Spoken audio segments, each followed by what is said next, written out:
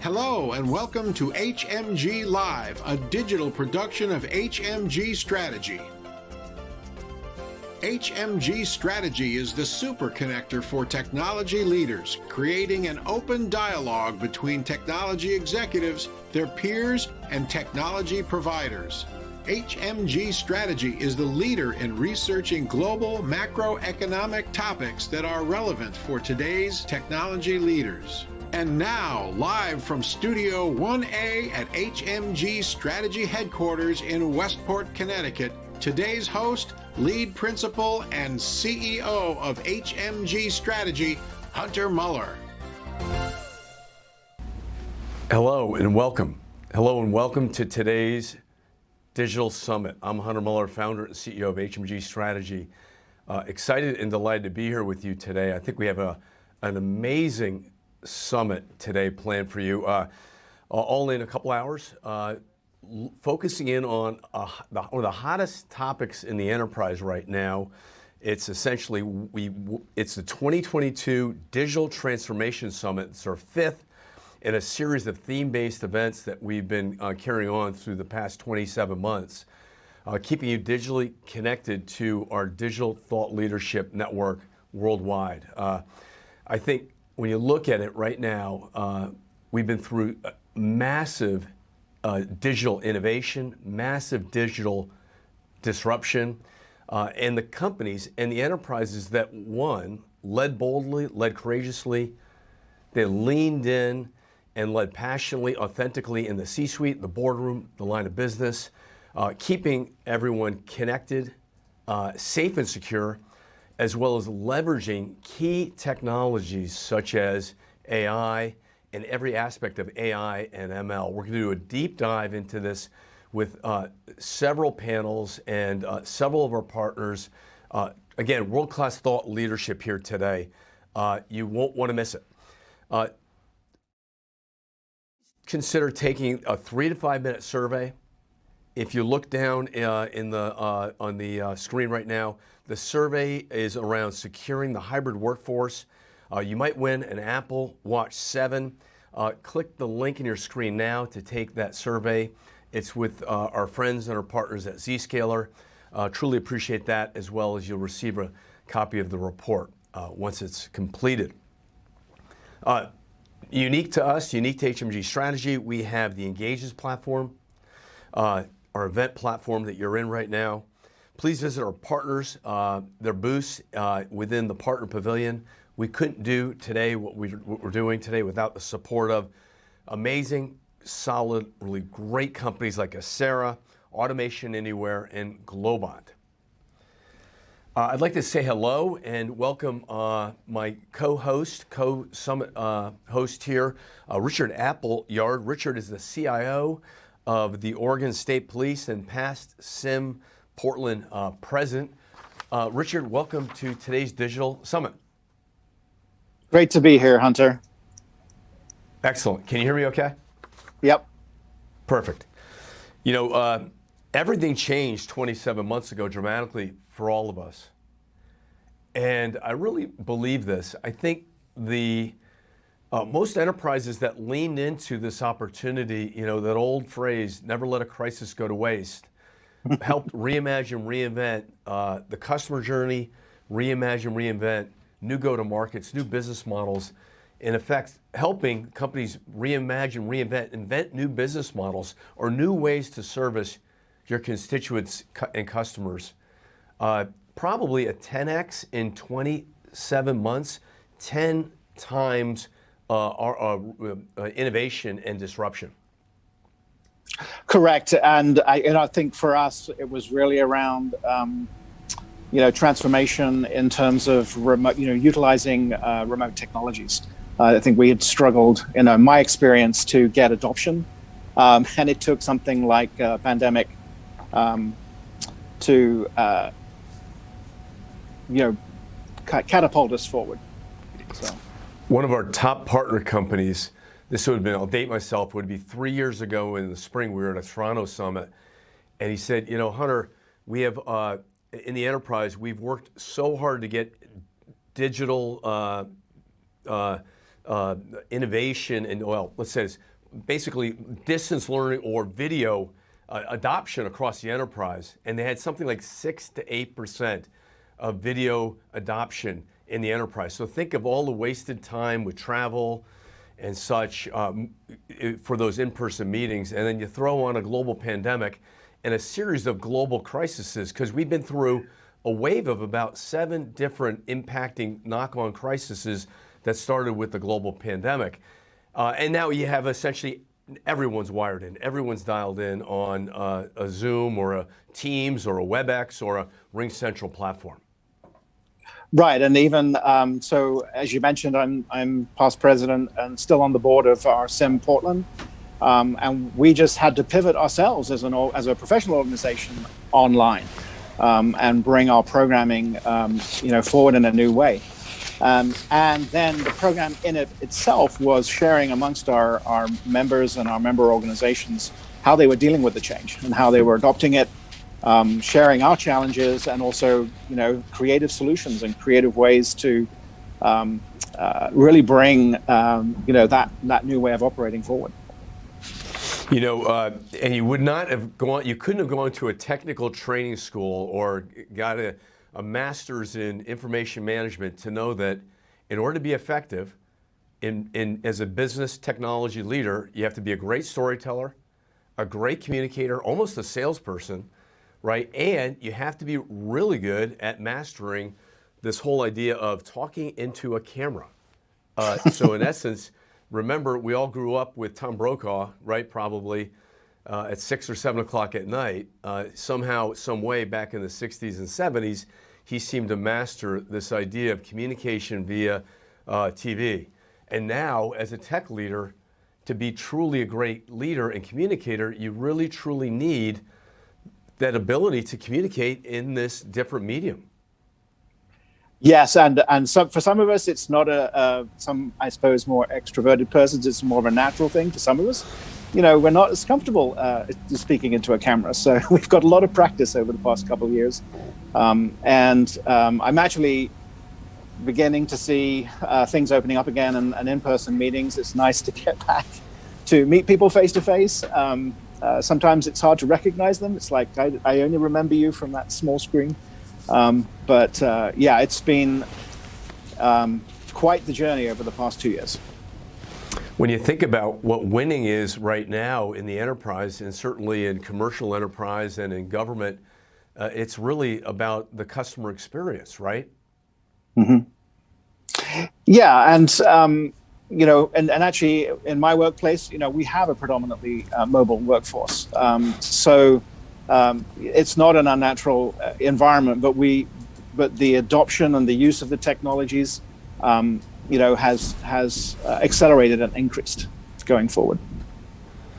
So, in addition to being a great communicator, you're really truly thinking through different layers or levels on how to engage with the C-suite, the CEO, the board, the line of business, and truly facilitate and enable and drive a digital agenda so that the company truly can up-level the dialogue with its current customers and future customers, as well as new business models, new go-to-markets, really truly inventing new business models that provide new revenue streams for the organization. Right, and then for us in the public sector, it's more about the efficiency gains, doing more with less. We have more limited budgets, so we have to get creative and grow by, as I said, doing more with less, being more efficient. Well, when you think about that, right, all of the great leaders and lessons around innovation, they say we get great, true genius innovation by constricting resources. Not by having abundant resources, but by constricting resources. So you have to think innovatively and creatively to get the most out of what you have with that technology. Was that your experience as well? Yeah, that's correct. And we continue to, look at and through strategic planning and prioritizing with the business to focus where we're putting our limited dollars so that we're using it most effectively and aligned most with what the business goals and vision is. Great stuff. Hey, Richard, do you want to do a little plug for SIM? So yes, so SIM stands for Society for Information Management. It's a national professional organization for senior IT leaders and CIOs.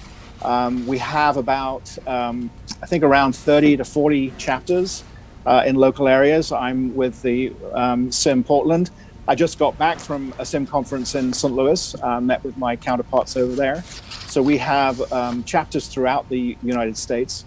And we do all sorts. We have all sorts of programs for our members. A lot of it around IT leadership development.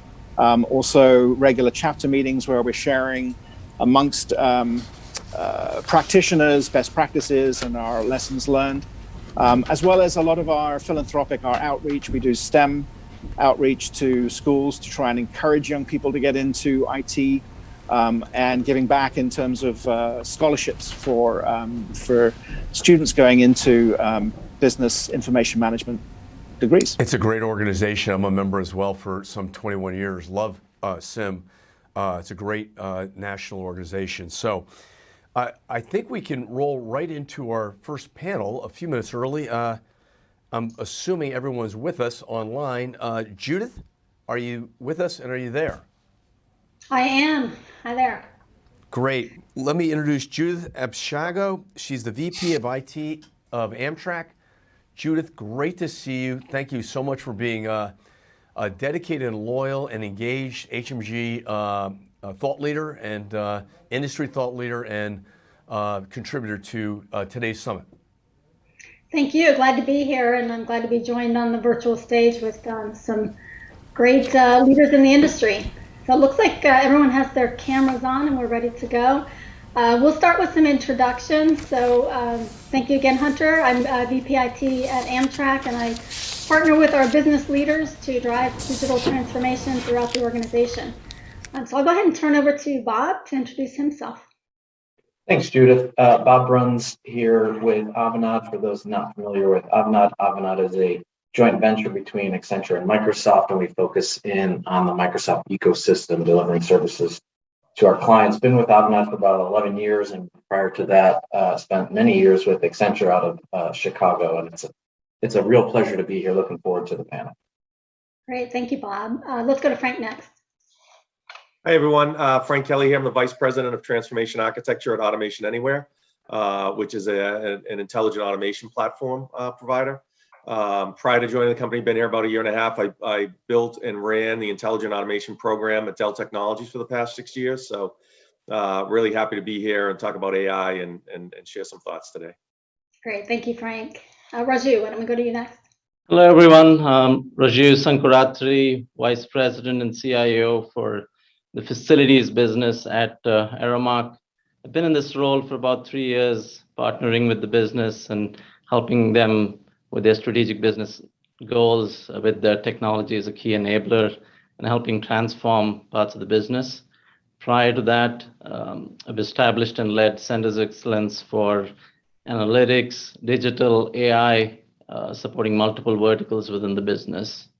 And happy to be here today and participate on this panel. Thank you. Thank you. And Steve, we'll go to you next. Steve Winterfeld, I'm the advisory CISO for Akamai. Akamai is content delivery, cloud compute, and actually quite heavily into information security, protecting APIs, DDoS attacks, and employee access. Great, thank you. So this panel is focused on use cases for AI, and AI continues to make inroads into the business. We're seeing more and more that it's becoming more mainstream, and a lot of different use cases for AI throughout many different industries. So I think before we dive in, we're seeing AI, machine learning, and automation transitioning from emerging tech to being more mainstream, and it might just help to level set on what we mean when we talk about AI. So Steve, why don't we start with you and just kind of level set for us. What does AI mean to you? So typically I think of a framework for AI.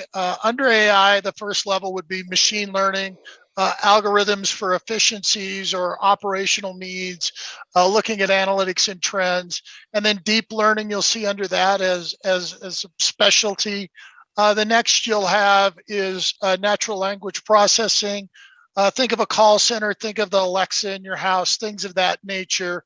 Again, a lot of data, a lot of compute, trying to anticipate and be an expert system. And the last is around robotics. Of course, the biggest example is an automated driving car. What we're not going to talk about is general intelligence. Intelligence where a computer can mimic a human, has the same thought processing, intuitive leaps as a human mind would be. And ultimately, this all comes down to how we're interacting with it. We have, AI acting by itself, AI acting with the human, and we're actually seeing some instances. I was listening to a podcast recently where Amazon actually has people reporting to AI. And so there's kind of a spectrum there. Yeah, that's quite a leap. Does anyone else want to weigh in on the definition, or are you all fairly aligned with Steve on how he's kind of laid out the framework for this discussion? Yeah, I can chime in, Judith, and maybe just to build on some of what Steve was saying. And while we're not advanced enough to have people reporting to AI yet, we are focused in on a few areas that Steve mentioned. For us, AI is mostly, and at least internally, about automation, machine learning, and building sort of visualizations through those technologies. And Judith, I'd be glad to provide some examples on some of the things that we're working on internally for that as well. Okay, great. I think Bob will hit on that a little later in the conversation. Any other thoughts, Frank or Raju? I think I'd just add that, I think Steve pointed this out about the, human and the machine working together, right? So I think that's a really important aspect of it, and I see that is how we help transform some of our operations in our businesses. It's a combination of the two. The human, I guess, intelligence and the decisions that we make hits a certain limit, and when you need to kind of scale that and analyze a lot of information to make those decisions, that's when the machines sort of kick in, and you do that repeatedly over time, consistently. That's when the machines can. So it's a combination of the two, I think, that works well. Yeah, and a lot of times those opportunities are maybe a human can do it, but a machine can do it a lot more efficiently. So it's making sure that we're making the best use of our human resources and leveraging technology where we can. Frank, you were going to add something? Sure. Just, I thought the definition was great. And it's just, I would put it into perspective as like, what do the business units view AI as, right? So it's an engine that's doing something for them. So they're not, the business users aren't going to look at it from a technical standpoint. They're going to look at it from what kind of functions can I get out of it, right? So that's kind of the other piece. Like, what is outside looking in? What does that mean to them? Yeah, it makes a lot of sense. Let's talk about the maturity of AI. I was looking at some research from early 2020, so think, just pre-pandemic, and it said that few companies were mature enough to introduce AI. And then I looked at some more recent research that indicated there was a surge in the use of AI during COVID. There was a Harvard Business Review article that mentioned 86% of companies surveyed said that AI is becoming mainstream in their organizations, and that was from just late last year. And then you have Elon Musk predicted back in 2020 that AI would overtake humans in intelligence in 2025. So just curious, what are you seeing? Have you seen increased adoption of these technologies, particularly in the last couple of years? And where do you think we go from here in terms of maturity? I'll jump in first. Right now I would say AI and machine learning is kind of center square in buzzword bingo. You're hearing a lot of people talk about it, and it means a lot of different things to them. And so when we're talking about how it's used, Frank and everybody gave great examples of where we're using it, how we're using it. So I think it's becoming any data centric, any large data holder almost has to move this way, both because of the tremendous difficulty in finding skills, finding the right analysts, augmenting those analysts, junior analysts to make them a senior analyst with AI is definitely almost becoming mandatory. Mm-hmm. Anyone else want to weigh in on this one, or what are you seeing? So we're seeing, so we see a huge demand for it, right? So, but it's, I think the capabilities are getting there. I think it's, still far off from being considered really mature. We're still, we see companies are developing stuff, they're calling it AI, but because, compute speed's gone way up and compute cost has gone way down, it's really probably more like a very complicated kind of decision tree algorithm that just happens to be running really, really fast, right? Mm-hmm. So we're seeing demands for it, and in the pockets where we know the engines are really good, we're seeing rapid adoption. So I think, it's really an exciting time, right? Because it's like once you get some of these big breakthroughs, and you can do something like, marketing operations AI, right? Like it really has a lot of value to the firm. And kind of to build on Steve's point, the firms that are first to it are going to have that advantage in the marketplace, right? So I think everybody's really chomping at the bit for it. Yeah. And Judith, maybe just a quick comment to build on what Frank was saying there. From an enterprise perspective, I think one of the things we're seeing, and I think others on the panel and probably at the event are seeing, is our business stakeholders in HR and marketing and finance and sales are coming to us with concepts and ideas around how we can use AI, machine learning, or automation to help their business. So I think part of the trend and the increase in focus on it for a lot of enterprises is actually being driven from needs and desires from business stakeholders. So we're seeing a ton of ideas being generated through that avenue, as well as sort of being originated from IT. Yeah, we're seeing the same actually at Amtrak. Raju, any final thoughts on the maturity before we move to some of the use cases? Yeah, I'd just add, I think all really good points, but I'd just add that I think what the onset of COVID actually accelerated a lot of that for us. Mm-hmm. Pre-COVID, some of the entry sort of point into some of these, using some of this technology was cost prohibitive at one point, but it started to get to a point where we could start to leverage. And in our business, the buildings, as you know it, are getting smarter and smarter. And we need to operate in that world with technology and computer vision, all of that stuff that's making it easier for us to help automate some of the things that we do today manually. Mm-hmm. So yes, great, a dramatic change in the last 2 to 3 years we've seen. Yeah, sounds like that's been pretty consistent. So Frank, let's go back to you as a leading intelligent automation platform provider. You mentioned that you're seeing a lot of demand for AI and different emerging technologies. What kind of demand are you seeing from your customers in this area?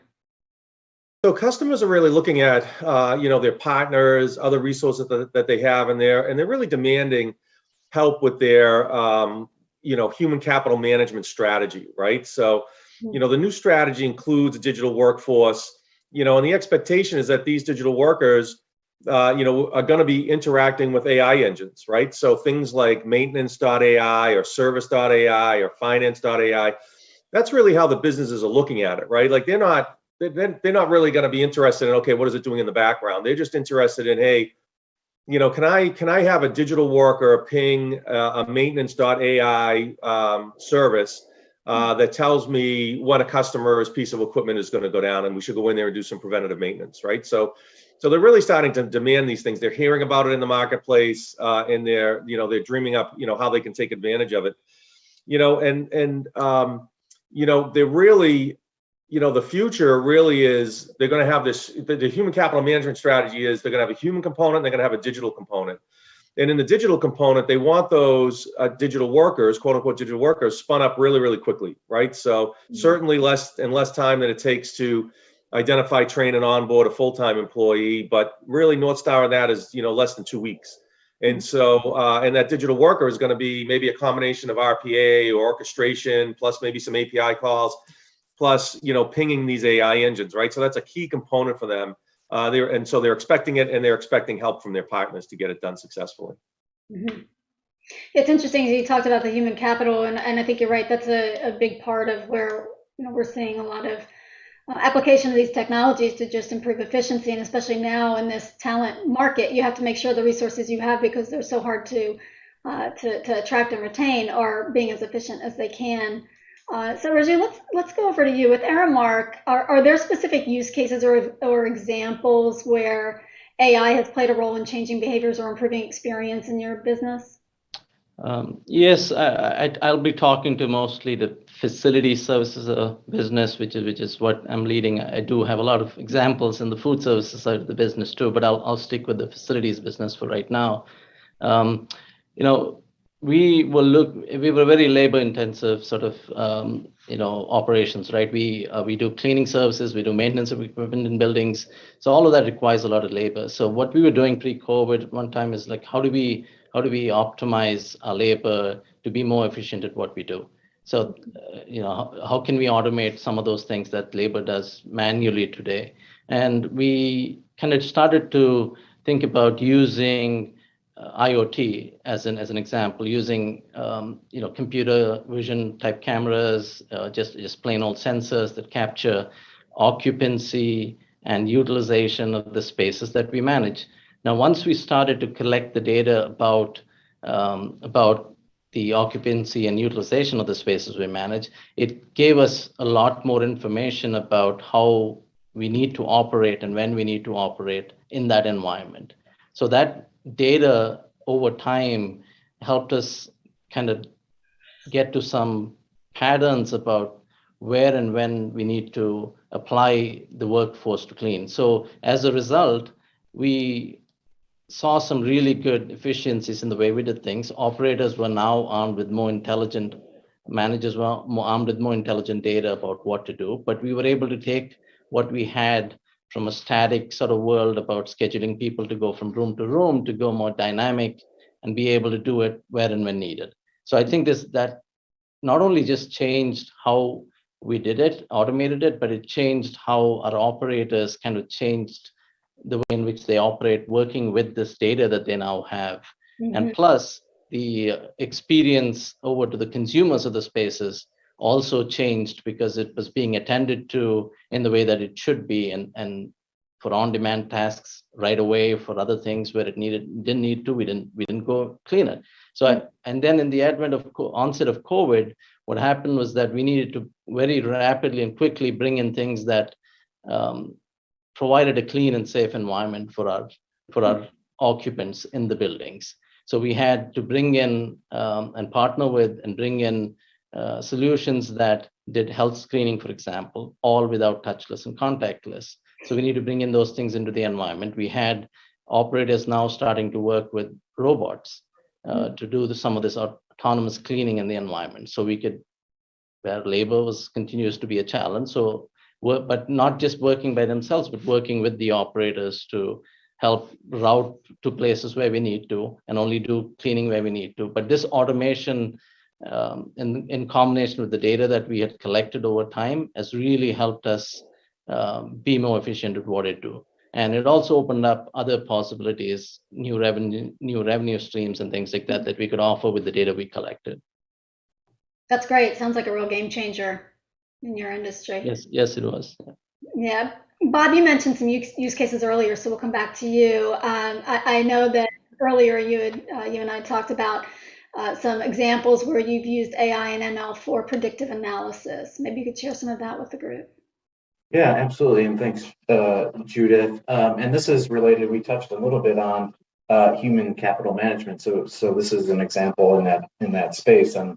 And specifically, the example is improving employee retention and attempting to predict attrition within the company. And so this is a good example. I mentioned sort of partnering with business stakeholders. We partnered with our HR organization around seeing if we could improve employee retention and attempt again to predict attrition or when somebody's going to leave the company. The business case around this was very much based on the cost of employees leaving and the cost of hiring, right? Which for us in many companies, I think is a significant cost. So even a reduction of 10% in something like that is very valuable to companies. So we started investing in this capability around AI.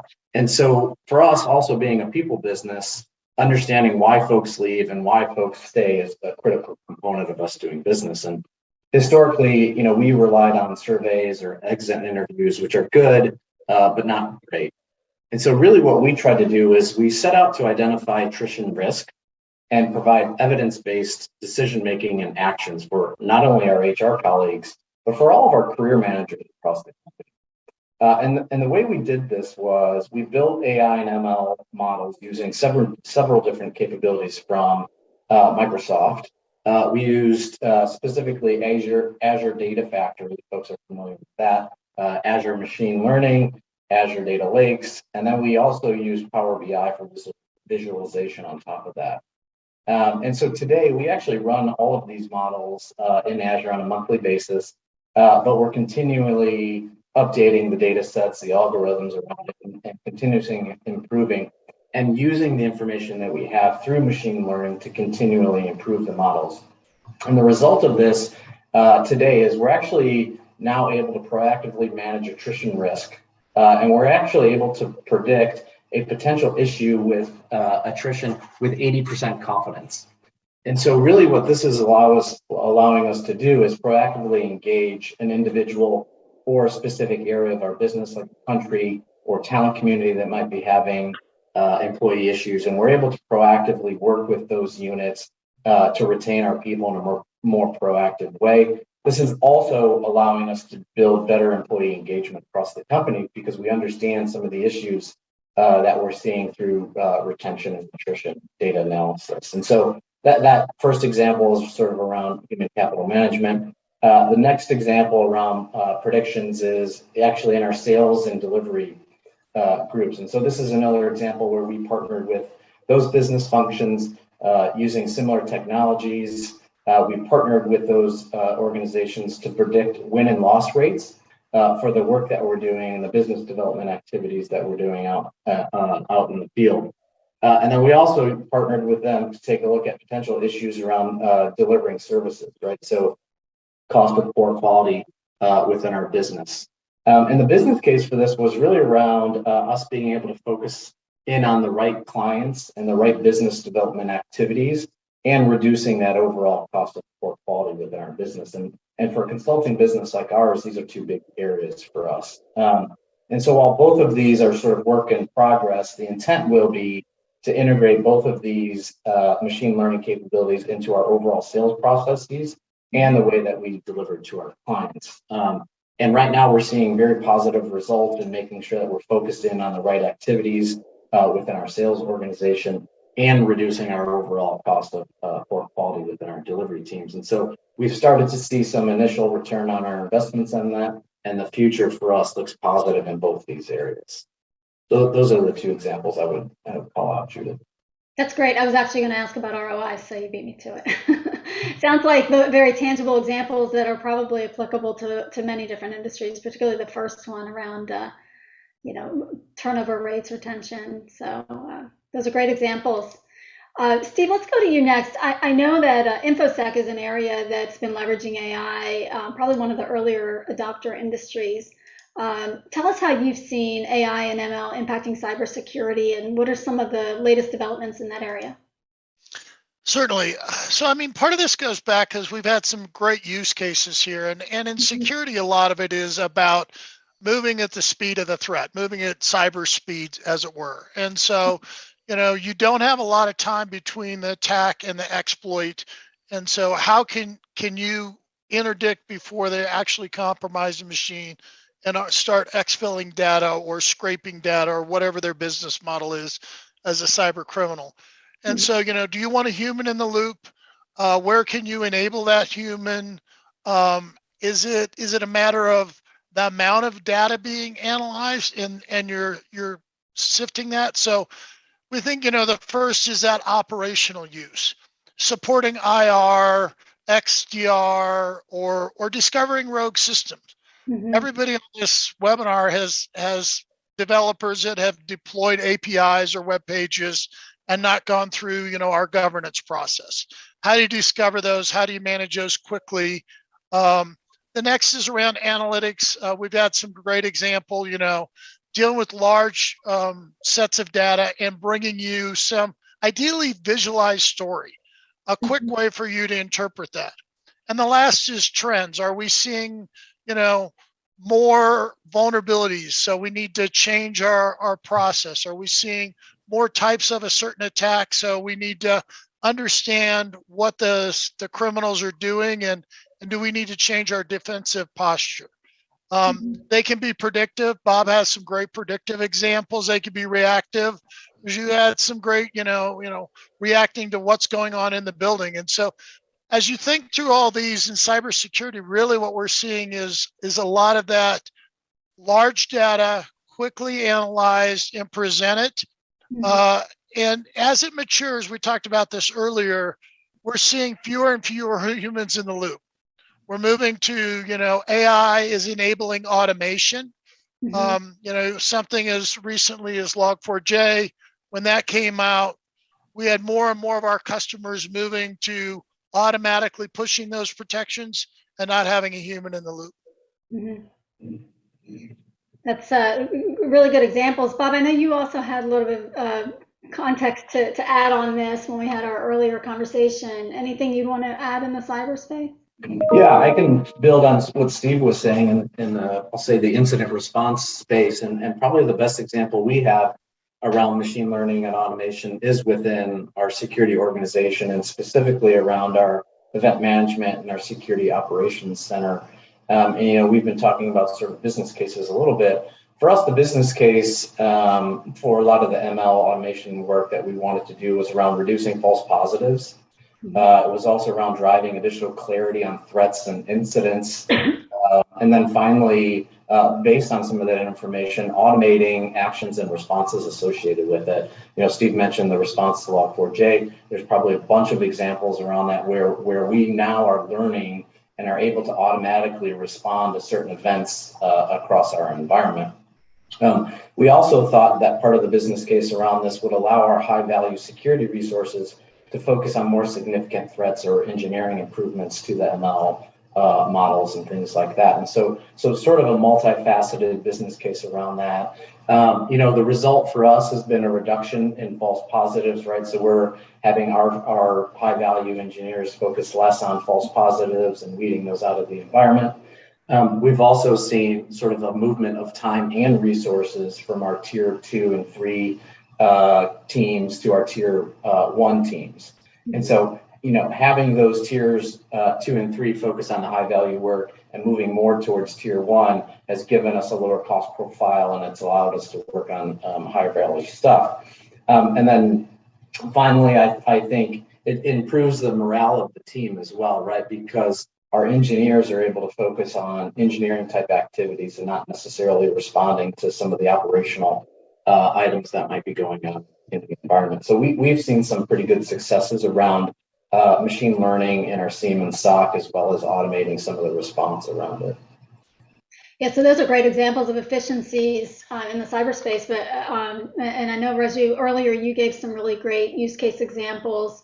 I'm just curious how you see AI and automation continuing to make an impact on operational efficiencies. And I think you earlier also mentioned getting entry into new markets that could potentially bring new revenues. So curious what you're seeing in those areas.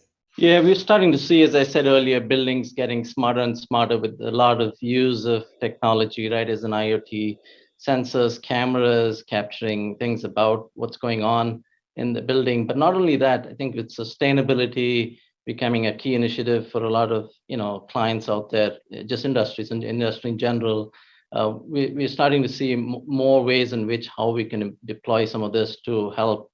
For example, one, look at how we can improve efficiencies in the use of energy in the building. So we're connected into the building automation systems that provide us the data that then we can kind of talk to and show savings in energy. And then we're also capturing things about the equipment that we have in those buildings, HVACs and other types of equipment that we have, that we are able to now see patterns about the use of those and the maintenance on that, and being able to predict when we need to maintain. And we're moving from that sort of reactive mode that Steve was saying earlier. And I know, Frank, you called this out about the maintenance of equipment earlier. So we have started to look at that and been deploying all kinds of sensors and learning about it and starting to predict that. So that's one. Then we're also seeing, the creation of this digital twins of the physical environment. Mm-hmm. So we're starting to, it's a combination of all things captured about the things we have in the building, and that is plus some virtual reality 3D imaging of the building in itself. That's creating this sort of virtual space where you can go look at things, but that's not just for view only, it's also telling us things about the assets in the buildings. And then that turns into the data that we collect about the assets and how we can then predict when we need to change those. But to your question about what is it doing to change operations, then how is it creating new revenue opportunities? So the more we learn about the buildings, and COVID is an example, we use the data to now inform our clients about how their buildings are being utilized and the costs on real estate that they incur today because of the spaces that they have. So this is new information that we have that we're able to now provide as a new service to our clients. And then I think going back to my earlier point, I'll make a reference to a book that I've read, and I'm sure all of you have read. It's about the human plus machine reimagining work in the age of AI. I think in that book, the authors say that the business that understands how to harness AI will surge ahead, and those that neglect it will fall behind.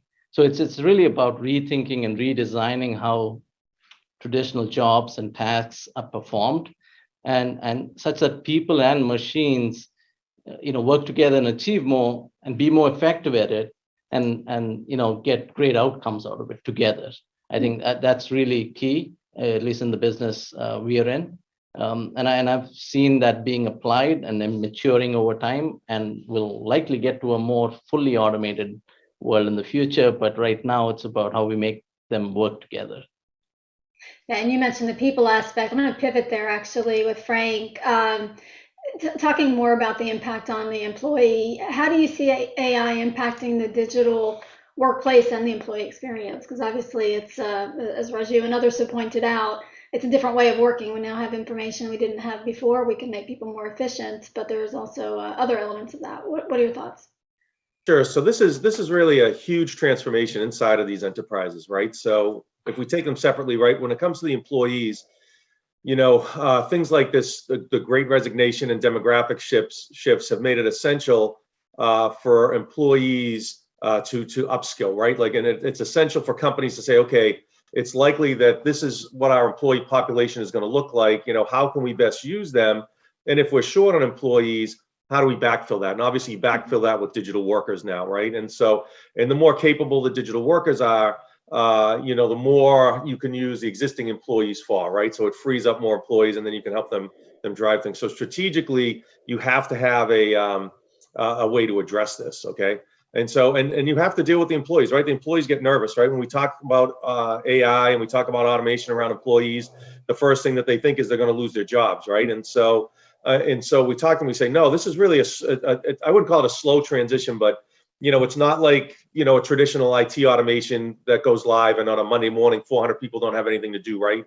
This is more pockets of folks, 8 here, 10 here, 20% of folks there.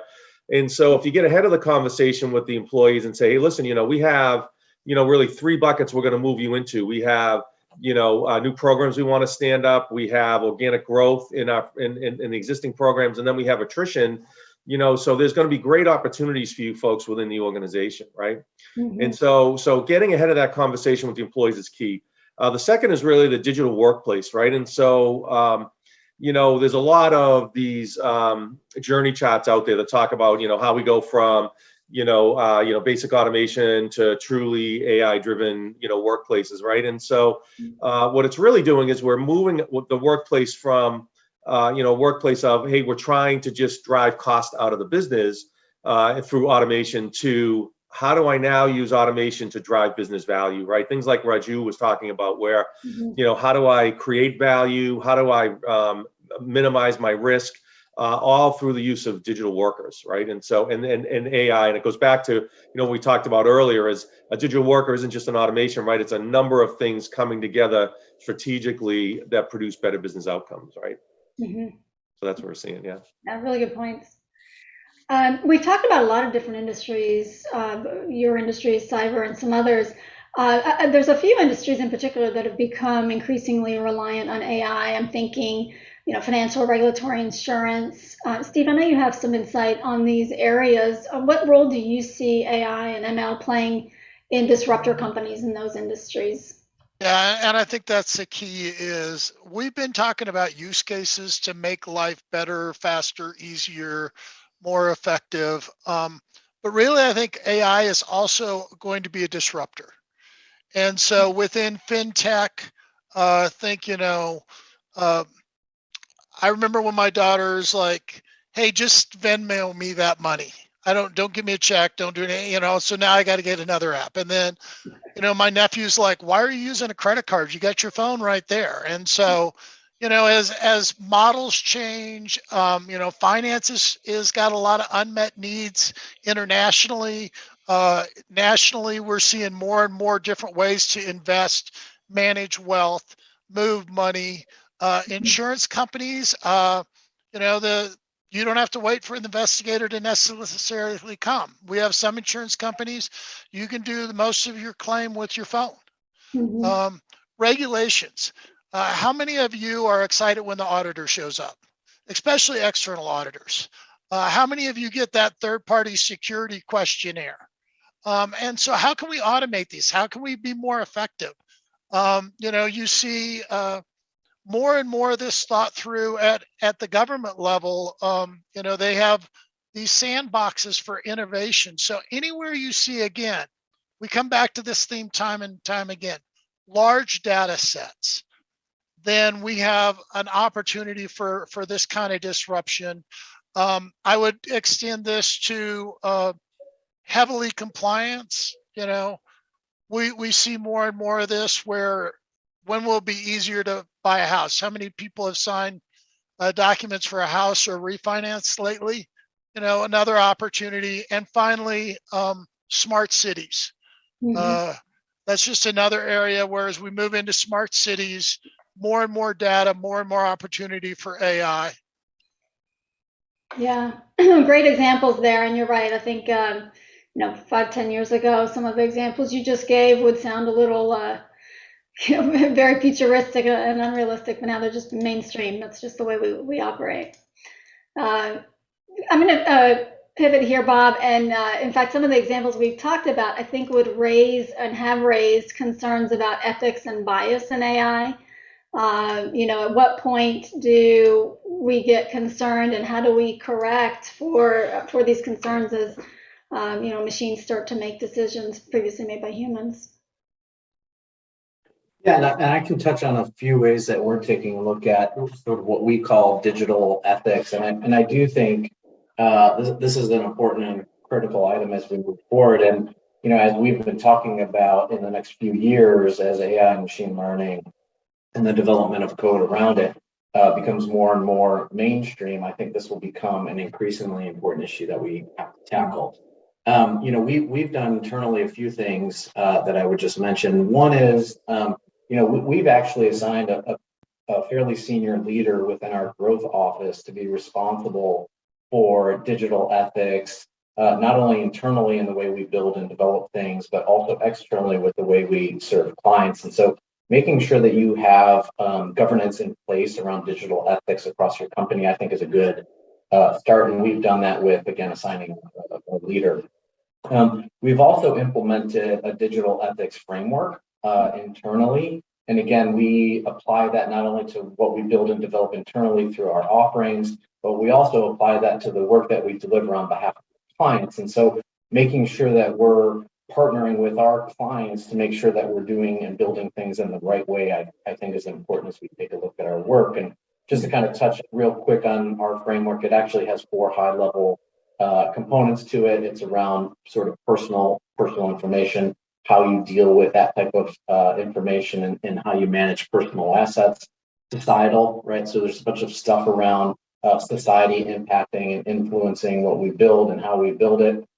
There's environmental. We talked about some of the facilities examples, and so there's things that we have to take into account from an environment perspective. Sustainability is a huge topic today across many industries, and so making sure that you're focused on environmental stuff is important. And then finally, the 4th category is just around being programmatic, right? And so making sure that you're inserting this across different components of your business is something that we feel is important. The last thing that I'll mention that I think is a good idea for folks is, we're participating and in some cases leading industry-based programs that support digital ethics. So just making sure that we're driving education, awareness, and making sure that people are thoughtful as they're progressing and starting to mature in AI, ML, automation, et cetera. And so just making sure you're participating or, for your industry leading around digital ethics, I think is an important item. It's something I'm very involved with across our business. Yeah, really good advice there, Bob. Just curious, Frank, is there anything else as you're interacting with different clients that you're seeing concerns from HR leaders when it comes to adopting these types of technologies? Sure. So we've touched on, putting the employees at ease, right? So that's kind of the first part. The second part is, employees also want to know, what's the vision for my career here, right? There's a lot of things changing around me. How do you map out, where I'm going personally, right? And then the big piece, and it kind of piggybacks on what Bob was saying around ethics, right, is a lot of this new technology now really needs to track what the employees are doing, right? If they're going to learn, they have to learn from the people that are doing the work, right? And so that really opens up a whole area of concern, and you really need to engage your HR leaders early on that, right? So, if we're going to monitor, like if we want to get some process intelligence, right, and we want to see really, okay, what's happening with this process? How do we learn from it? You've got to put something on the desktop that tracks what the people are doing all day, like how are they doing the work, right? And so HR was really concerned about that, right? They were really taking some leadership on that. I feel like clients are starting to get past that. I would say 2 years ago, that was a no-go, right? It was like, hey, we're not, especially when the pandemic hit and everybody went to remote working, right? It was hey, they're just putting this tool on my desktop to make sure that I'm working all day, right? And I don't like that. So there's issues like that. So there's a lot of issues like that are coming up. But it's something that, we've got to work on those things in parallel, right? Because everything can't be in series here. So. Yeah, really good point. Final comments or statements, folks? Yeah, really good discussion. Thank you to all the panelists. I know there's a conversation later around talent. That was just the only topic I think we didn't cover here, but I think you'll cover that later. So thank you again to all the panelists. You all rocked it. Judith, Bob, Frank, Raju, and Steve, thank you so much. Great job. Take care. Thanks. All right, here's everyone. Thank you. Excellent. Hey, next up we have Madhu Sudhakar, CEO of Acera. Madhu is quite a thought leader in the Valley. Madhu, welcome to today's Digital Summit on AI. Thank you, Hunter. So a great panel. I love enjoying these discussions. Awesome. Great to see you. You have an amazing background in the Valley. A little context, 30 seconds on your background. A serial entrepreneur, several exits, Acera being a huge player in AI. Yeah, no, less about my background, but it'll be great to talk to you. So look, Acera is a 4-year-old company. We started this when I came out of service now in 2017. Now we have like hundreds of customers. What we are trying to solve is using AI and automation to automate user requests, whether that's for an employee requests or end customer service, all the way to AI ops. Earlier panel touched upon how can we use AI and automation to better operations throughout the enterprise, right? So that's kind of our goal. So we have product lines on customer service, help desk, automation, all the way to DevOps and cloud ops. And the business is doing well. Look, in this inflationary environment, the only way you can control the inflation and through a deflationary force is applying automation. Technology, this is where AI and automation will ratchet up. I see the moment of this will be like 2008 when companies will double down on AI and automation. You can't do throwing people at this problem to solve the problem, Hunter. So I think great stuff. Can you give us a quick background on the landscape that you see regarding the challenges employees are experiencing with current service desks? Yeah, no, look, to me, the most common challenges on a service desk perspective will be common repetitive tasks, right? People are talking about the password reset, security requests, software provisioning, hardware. These things should not have gone to humans. These things should be done at the level of AI can easily solve this problem. Understanding the request. It's like your Alexa. Alexa, play me my music. Turn my sprinkler on. Think of that kind of a common repetitive task has to be automated by the AI and automation. The technology already exists. whether that is done through a chat, voice, through an API calls. This can be done, Hunter, today. Excellent. You know, when you think of the benefits enterprises are looking for from conversational AI, what do you think of? No, I think definitely look, that if you remember 3-4 years back when we talked about, we thought is AI is a panacea, or is it going to really get started? Now I think people are really seeing the ROI, right? The key is by doing this engagement, either through doing it through Slack channel, Microsoft Teams. Microsoft has done a lot, Zoom. All three collaboration platforms have applied AI to engage users. It's about providing the user the experience, improving the user the engagement, productivity. That's driving a lot of interest in the industry. You have some amazing clients, amazing partnerships. Typically, you like to share a slide or two. Do you have a slide to talk us through? Yeah, absolutely, sir. Let me see if I can. Can you guys enable me to share?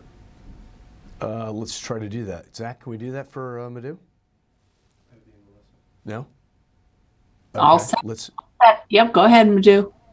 There we There go. it is, Thanks, guys. Melissa. So these are some of our customers and partners. Look, as you said, companies like Workday, Zoom, right? A whole bunch of customers. We work very closely with Microsoft, right? And we work with companies like RingCentral. A whole bunch of these guys are customers and partners for us. And all of these guys have done over the years.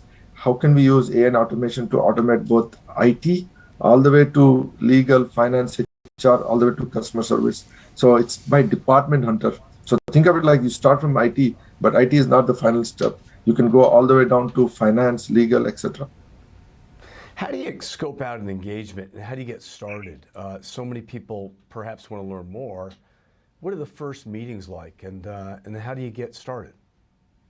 Yeah, I think, I don't know, I'll show you the best way to get started. And if I have a slide here is, this probably is my best slide I could show you.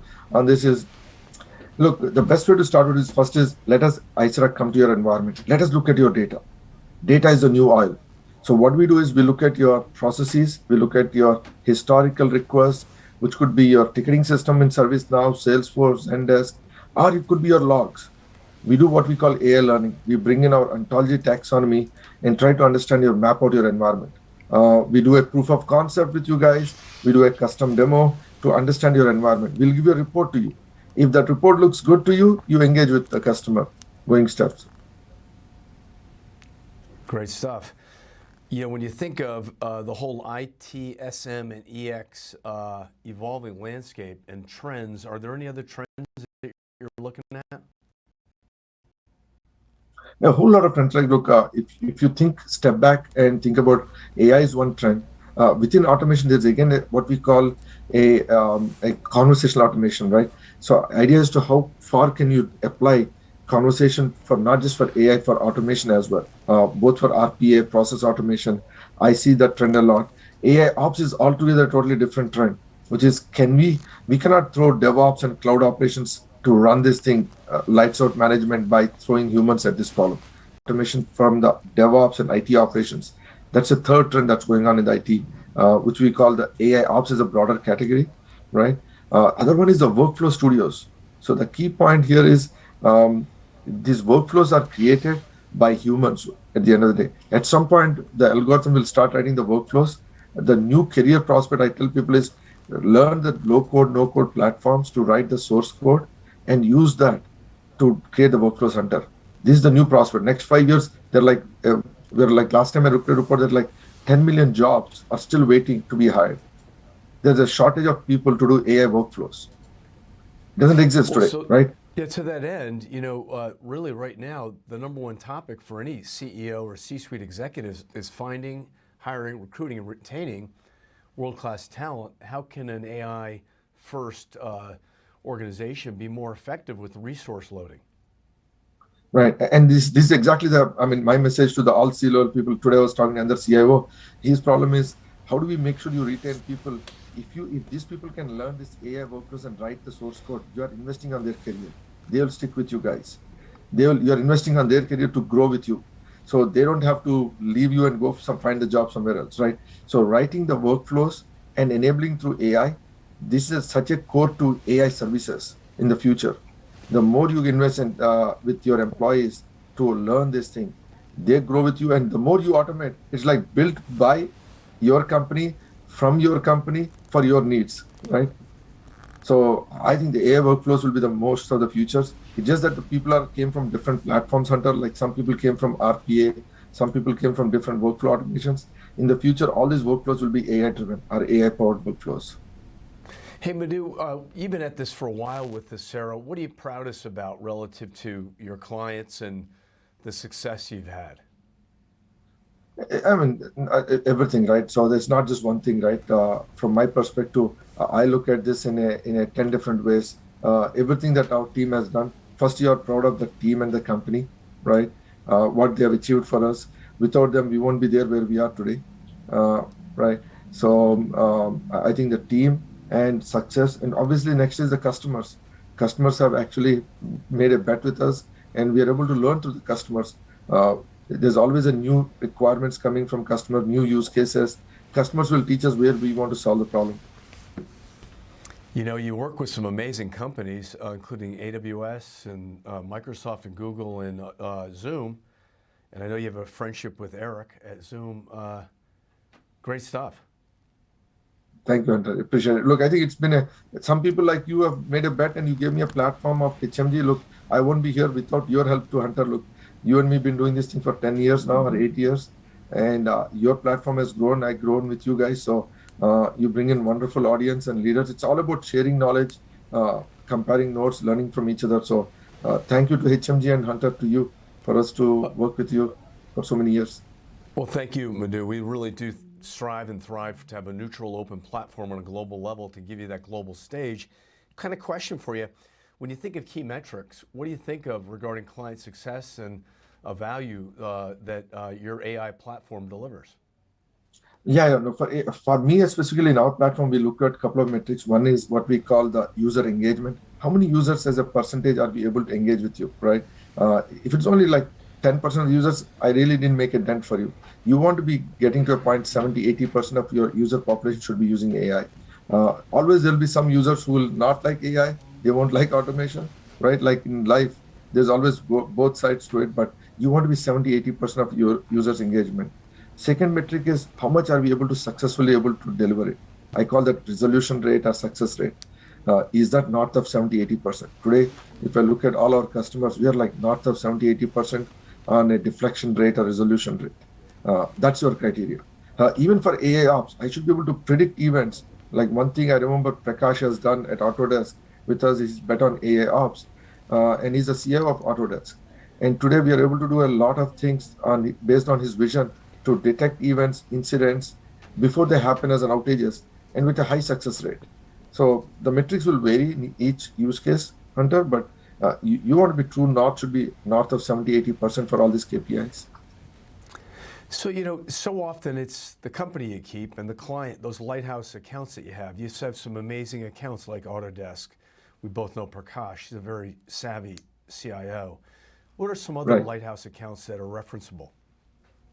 A lot, right? And if you see, we are on our webpage, isra.com, we have Gary Chen from Zoom. He's a great guy, as you know, Gary. Workday, right? Workday has been a great customer. Chugg, Brian at Chugg, right? So we have like a whole suite of Anil at McAfee.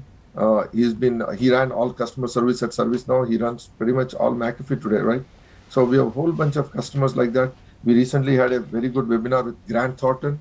Grant Thornton is about number 4 auditing firm in the entire world. Jamie, their CIO, and Chris, they made a bet with us early on.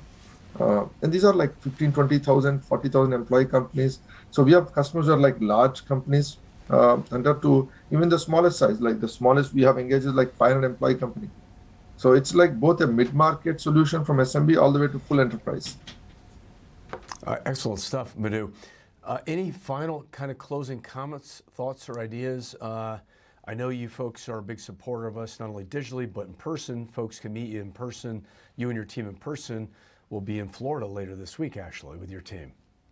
That's right. Look, we've been with you many shows. We'll love to be in any show that the other will meet you guys. I think the final thought is, look, my only request to all the leaders is you got to make bets. Not all bets are going to happen.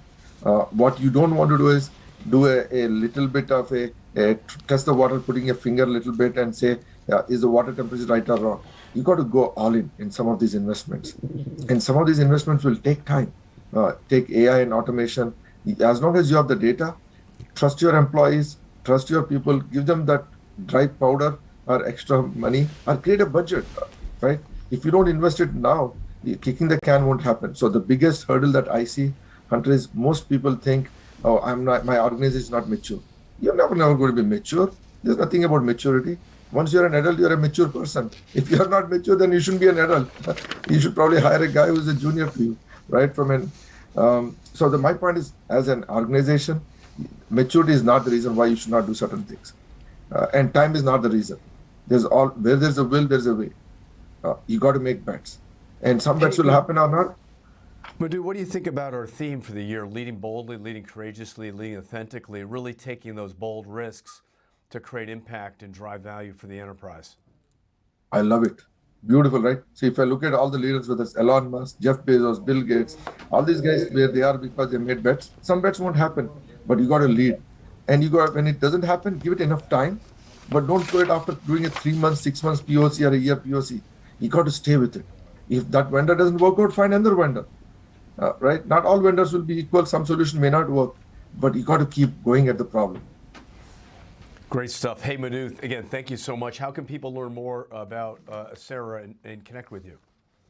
Yes, please reach out to us at www.icera.com or send me a message through LinkedIn or email. My email is madhu@icera.com. I'll post it on the chat here, please. Take a look at our customers, see if we can make a difference for you guys. And we are here to listen to you, understand your requirements, problems. If there's anything we can solve, we want to be a partner in this business with you. Great stuff. Madhu is a great friend of HMG, a great friend of mine, and they are in the Partner Pavilion as well. You can go by their booth digitally right here, right now, and learn more. Again, thank you so much, Madhu. Great to see you. Thank you, Hunter. Thanks for having me today. Take care. Hopefully we'll see you soon in person. Yes, sir. Take care. Bye. Hey, next up we have evaluating AI solutions. First up, we have Dax Grant, our distinguished panel, CEO of Global Transform. We also have Michael Porter, Senior Manager Digital Vehicle Solutions, Daimler Trucks North America, as well as Asha Saxena, founder of Women Leaders in Data and AI, great organization. And finally, Manav Misra, Chief Data and Analytics Officer from Regions Financial Corporation. If the panelists could turn their cameras on and come to the digital stage, that would be exceptional. Thank you. So Great to see you. This is Asha. I can't turn my camera on. Okay. Yeah. Okay, that's fine. Asha, thank you for the heads up on that. We will get to you here. Oh, there you are. Fair enough. Good to go. And is Dax there? Dax coming in from, I think, London. I am here, just waiting for my camera to be turned on. Okay. There we go. Okay. Okay, Michael? I'm here. Love it. This truly is a global panel. Michael, where are you coming in from? I'm coming in from Portland, Oregon. Okay, love it. And Manav, are you there? Yeah, I'm here, Hunter, and I'm in my Birmingham, Alabama office today. Great stuff. Great stuff. Excellent. This is a rock star panel followed by great presentation by Madhu, and our opening panel with Judith was amazing. You know, let's dive right into it. We like to do opening statements, kind of a little introduction, a minute or so, plus or minus. Dax, coming in from, I think you traveled the most, perhaps by a little bit over Michael, maybe, in London. Why don't you go first? Fantastic. Thanks, Hunter. And big thank you to yourself and HMG. Again, fantastic partnership relationship. So appreciate the opportunity. I'm Dax and I am CEO of Global Transform. We focus on working with FTSE, Fortune and venture firms, supporting on a strategic basis with the board and enterprise-wide leadership. Excellent. Okay. Michael, over to you. Let's jump right across the pond and right across the country. Hi, I'm Michael. I'm with Daimler Trucks North America. I lead strategy for our digital vehicle solutions. We started our digital transformation about 8 years in this space. And then relevant to today's conversation, about 3 years ago, we really started investigating and investing in our more advanced solutions utilizing AI and machine learning. So I'm excited to just kind of share our story and some of our lessons learned. Excellent. Love it. Thank you. And Asha, you're up. A little context around your organization and your background. Sure, thank you so much. And I'm going to repeat what people have been saying before, Hunter. HMG partnership is very valuable to us as well. Women Leaders in Data and AI is an organization, it's a member-to-member exclusive organization where senior leaders come together with a mission to create a digital world with parity and equity. And so I'm really proud that HMG is a partner with us and support bringing parity in the digital world. I'm the founder and CEO of WILDA, which is Women Leaders in Data and AI. I have 30 years of experience in data management. I built 3 companies around data management consulting, e-commerce, and healthcare software, data analytics, and data modeling. I'm also a professor at Columbia University, where I teach graduate students on entrepreneurship. I'm a CXO coach. And I have a new book which is coming out I'm really excited about, which is the AI Factor. So happy to be here. Great stuff. Thanks so much, Asha. And Manav, over to you. Yeah, hi, Anta. So, hi, everyone. My name is Manav Mishra. I'm the Chief Data and Analytics Officer at Regions Financial. If you're not familiar with Regions, we are probably the 12th or 13th largest bank in the country, headquartered in Birmingham, Alabama. So our retail footprint is 16 states, primarily in the southeastern United States, although we do have a national presence when it comes to commercial banking and some of our other business units. I've been the Chief Data and Analytics Officer for the last almost 4 years at Regions, and we've done some really interesting stuff over this period. Great stuff. And Manav, I'll just dive in right with you. A follow-up question. There's a majority of AI projects never get deployed in production. What are you doing to ensure that your AI efforts are part of the solution and actually deliver value? Yeah, great question there, Hunter. So, the conversation today is about evaluating AI solutions, and that includes both external solutions that you may procure, but also internal solutions that are being built out. So at Regions, we've built out a number of what we call data products, and these are AI solutions that solve a specific problem for our business partners. And we have a very rigorous approach that we take in evaluating any AI solution to decide whether we should go forward with it or not. And it includes a business case analysis. So we build out a business case, look at what kind of value it's going to deliver from a financial perspective or an efficiency perspective, enterprise strategic value that it may deliver. And so that's just one dimension. Another dimension is the complexity or effort involved in building out such a solution. And finally, what's the feasibility of building out a solution like this? So we look at all of those 3 dimensions, and again, whether it's an internal solution or an external solution, really evaluate whether that's something that will deliver value, is feasible, and can be done with a reasonable amount of effort, or has a reasonable low complexity before we embark on it. And with that approach, we've been very successful in terms of choosing the areas that we want to invest in when it comes to AI.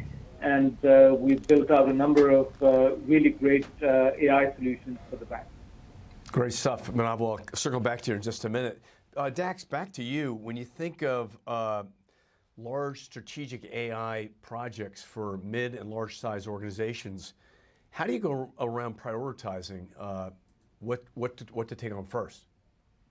Yeah, it's a fantastic question, Hunter. And this is really, really key in terms of the value that drive within organizations. A lot of organizations approach this bottom up, which obviously yields results, but at the end of the day, it's really important to take a top-down view of the organization and really understand actually where that value is going to be, but also take that consumer client view initially to see where the impacts are going to be from an external perspective as well as from the bottom line.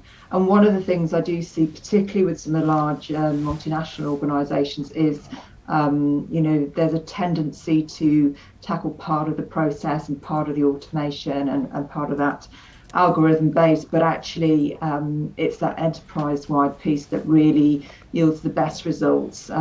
If you do that, it saves rework and rework. But again, it's really important to know what to do tactically and practically, because we all have the day-to-day, but equally, AI solutions have their place. Sometimes it's important to take a strategic architectural view, and therefore you've got to know where that mapping is placed. Excellent. Thank you. Over to Michael. Michael, Daimler is known for engineering, global company, global entity. You know a lot about engineering, and I would assume AI, same idea. How do you know what areas to go after first to tackle? That's a very good question. And I would say to really focus that in is to listen to your customers, take a customer first perspective, and they will tell you which areas are most important to them. And so I would say that's the key to really identifying and prioritizing in that area. And then, we're a traditional engineering firm. So for us, a big part of this was also looking at how do you partner, right? And how do you scale more quickly when that's not necessarily your competency? So that's something that we've really been focusing on for the last 3 years, is evaluating partnerships and third parties to really help us scale more quickly. Any lessons learned or findings from evaluating those third-party partners? Yes, so I would say over the years, we've worked with a lot of startups. This is a high growth area. So there's probably 2 key areas or red flags that I would share kind of that we've run into and that others will probably identify. The number one is data scientist only firms. And what I mean by that is that interaction looks like they expect you as the customer to have these incredibly high quality, clean, high volume data streams and data sets, and that they will just ingest and then provide the solution. The issue with that is that most organizations currently don't have the data maturity to provide that. So the reason that those go sideways is that you start the engagement and then realize very quickly that you don't have the right data streams or integrity or volumes. And then those firms come back to you and say, well, we can't deliver because you don't have the right data streams. So that would be the number one thing I would look for. And then number 2 is subject matter expertise. So oftentimes those firms will come to you and say, you guys are number 1 in the industry. You have all the expertise. How could we ever compare or compete? So we're going to leave that all on you. And while that's very flattering and oftentimes very true, the reason this becomes an issue is that data scientists and data teams cannot build in a vacuum without the contextual understanding of your business and the problems they're trying to solve. So ideally, you want to find firms that have already invested that subject matter expertise. But if they don't, and you like that firm and you think that's who you want to partner with, you need to be able to identify quickly that they're able to learn and they have that interest in learning that subject matter expertise, because otherwise they're going to build solutions that just aren't relevant to your business problems. So those would kind of be 2 of the key areas that I would be looking for when evaluating partnerships. Excellent. Thanks, Michael. Hey, Asha, over to you. When you think of the right AI solution for data projects, what do you think of? And when do you know how and where to apply AI? So a lot of times organizations get really excited about using AI, especially the IT groups. When you think about the engineers, they like new technology. And so what happens is it becomes a science project where they are really trying to explore all the new technology and they lose track of the business problem. And I think what Michael said very nicely is, as customer first, is that you need to really start thinking about, do I have the right problem which I want to solve? And can that be solved by AI or not? So it does not have to be solved by AI if we have a problem which can be resolved by maybe creating an application or doing some data analysis. So the question is really thinking about, is it a repeatable task?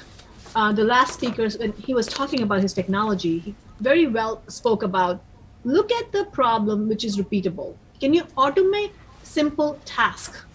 Your tech support, your chat bots, can you create some kind of a repeatable process that you can implement and create a small win? And might be, you go outside, evaluate a third-party tools, and figure out if you can come into the organization and create the small wins and create a roadmap to figure out when and where you want to apply AI. So a very thoughtful process of making sure not getting into the realm of just making it a science project, but really thinking about, is this a business problem I'm solving? And can we create small wins instead of taking a long-term project approach? Great stuff, Asha. Hey, I'm going to go in, poke in there a little bit further. When you think of why AI projects fail, you must have it in your research, you must have it in your organization, you must have it in your data. What are the top 3 reasons why mid and large scale AI projects fail? The number one reason is when you get derailed, when there is no clear alignment to the business strategy. When the technology groups take AI as an experiment and they create innovation labs and they are just constantly trying to test what they're going to build and have no direct direction of how it's going to implement or come in stage as a complete strategy or a business strategy. So when you don't have clear direction and it becomes a science project, that's when the project fails. Number 2, when, as Michael said, if the data scientists take the ownership and the business is not involved, then the project usually ends up failing. And lastly, when you make the data as a initiative and you're really working on creating a perfect data set, where you start becoming really focusing on creating the infrastructures, you're spending a lot of time and money on making sure the data is clean and you have it right, and you forget about really trying to create the small wins. So really, if you really think about, instead of making it something which you're experimenting with, you want to really think about, do I have a problem I can solve? Can I create a quick win? Can I get a buy-in? Because the trust factor is an issue. A lot of time the business users are not really thinking you can actually deliver something. Technology projects can really go into that loop where the trust is an issue. So can you actually have business user trust that you can create a win for them with the AI, and they can see a ROI, a direct ROI, and that's really critical. Great stuff. Thank you so much, Asha. Hey, Manav, over to you. When you think of challenges that you faced with every vendor almost claiming to be an AI, ML driven partnership, how do you mitigate the challenges and how do you assess who's real and who's not? Yeah, and I'll build off what both Michael and Asha said. We'll agree with everything that they said there. It's a particularly pervasive problem right now because companies have just decided that if they put in AI and machine learning in their marketing material, that they'll start to get deals right away. And what they particularly do is that they'll go and sell to business owners of a particular problem, and those folks make a purchase without really getting the experts involved in evaluating whether the solution is a valid solution or not. And in regulated industries like banking, where any model, any AI solution has to be independently validated, that becomes a particularly big issue because you've got a black box that you've brought into the bank, and there's no way of evaluating whether it's doing what it claims to be doing. So I run a center of excellence which is focused on advanced analytics, machine learning, AI, and so we try and make sure that we are including in the procurement chain whenever a new product is being talked about, and we get to talk to the vendor, understand exactly what they're doing. We're obviously sensitive to the fact that they want to keep their secret sauce secret, but at the same time, you can still do an independent validation of the model that that solution has underlying in there, and evaluate the accuracy of that model. Well, firstly, if there is a model at all, because there's a lot of false advertising that's going on right now, where people claim that everything is AI. And then if there is truly something which has some level of sophistication in there, do an independent validation and evaluate whether that is claiming to do what it's doing is an accurate enough representation and a model that that has the performance that is necessary, and then put together the right documentation that can be used by auditors, regulators that may be interested in that. So there's a lot of discipline that has to be put in place, because otherwise you have a proliferation of these solutions which claim to be AI solutions, and then maybe making decisions for the business owner without the right kind of data in place, the right kind of sophistication in the algorithm. Thanks, Manav. Hey, Dax, over to you. When you think about it, it's all about people, right? How do you get the right buy-in and support from the CEO, the board, the line of business, and how do you keep that, how do you build the language, the lexicon on how to think about AI and how to think about the right design solution for an organization at whatever level? Yeah, I mean, that's the crux of it, isn't it, really, Hunter? So this is key in terms of conversations at board level are often differently put together from some of the ground level conversations, and it is having that attuned language. But first and foremost, as a business, you've got to know where you are, you've got to know what that purpose is, and you have to revisit that on a regular basis to stay attuned to that purpose. Secondly, I would say never go in and sell an AI solution, because it's not about the particular solutions at the board level. And I think, you know, some of my co-panelists here have sort of touched on that, but I can't really emphasize that enough. It's really about taking that external view, being very, very clear where automation technology and the analytics really can add value, but equally knowing where that personable human touch is really key, and making sure that that is recognized, checking that with the data points, and then being very, very clear on that. And that has to be not only aligned with where the business sits and fits strategically and those touch points, but also looking at where the value pools are in organizations. So being clear on that side of things, this is what the board wants to know. They want to know how that strategy breaks out, 3 to 5 year, break that down into 1 year practical. And really, you know, if you're sitting around the board table or you're presenting to the board team, you know, you're already there. Your credentials have been checked. So, you know, the execution part of that is kind of implicit. So it's about self-regulating those checks back to demonstrate progress. But again, I think some of the folks here have mentioned breaking that down into small wins, but taking the strategic ones when you need them. And it is that business language rather than a solution-based approach. Think about it, Dax. How do you lay it out in business terms for business people to understand the complexities and the layers of the AI stack or solution? At a board level, I wouldn't go into the complexities of a solution stack. I would make sure that the team understand that very, very clearly, and that would be a functional accountability to take away from the table. If a member of the board is particularly interested in that, and certainly, you know, from a non-executive perspective, you often get specialists in digitization, then by all means have that detailed conversation. But my recommendation is keep the board conversation at that strategic level. Dive in where you need to. And again, I think a couple of the folks have made the point of making sure the right sponsorship accountabilities sit there. So the CEO must be bought in heart and mind to these sorts of things. The key business lines have to have that end-to-end view. And then it's about driving decision making. But, you know, technologies that are there for a reason, and the very good ones are able to translate business to tech and vice versa.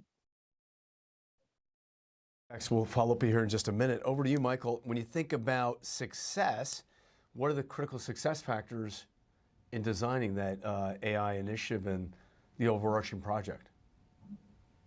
Yes, as Manav said, I fully agree that it's really important to include your subject matter and technical experts when evaluating your solutions and your partners that you want to work with. It's easy for this high growth market, the marketing to really sell all of this very exciting, all the solutions that they're going to provide you.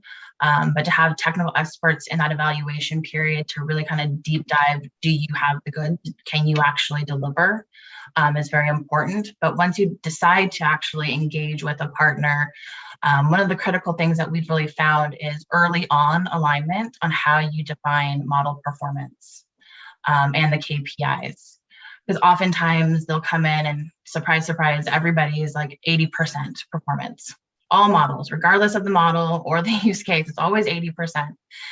But when you really dig into it and you ask them to start explaining to you, how are you calculating that, right? That KPI. There are some base KPIs, obviously, around precision and recall, but really, how do you define what is a true positive, a false positive, a true negative? You start realizing that it's really specific to your business. So you need to understand, how does your customer see true positive? Because oftentimes, especially if those firms don't have that subject matter expertise, they will define it differently. So all of a sudden, your metrics aren't actually measuring what's important to your customers. So aligning on that early is really key, because it also determines how you're going to validate those models moving forward. What data streams do you need? What resources do you need? What does that process look like to validate? So making sure that you have that alignment early really makes sure that you guys are aligned on what success looks like, and that that's aligned with what's actually important to the customer. Difficult to measure success. How do you measure success? Well, that goes back to the customer, right? Understanding what's really valuable to them. And this is kind of where it's also interesting around precision, 80% performance in your model, when the reality is that may not be the target.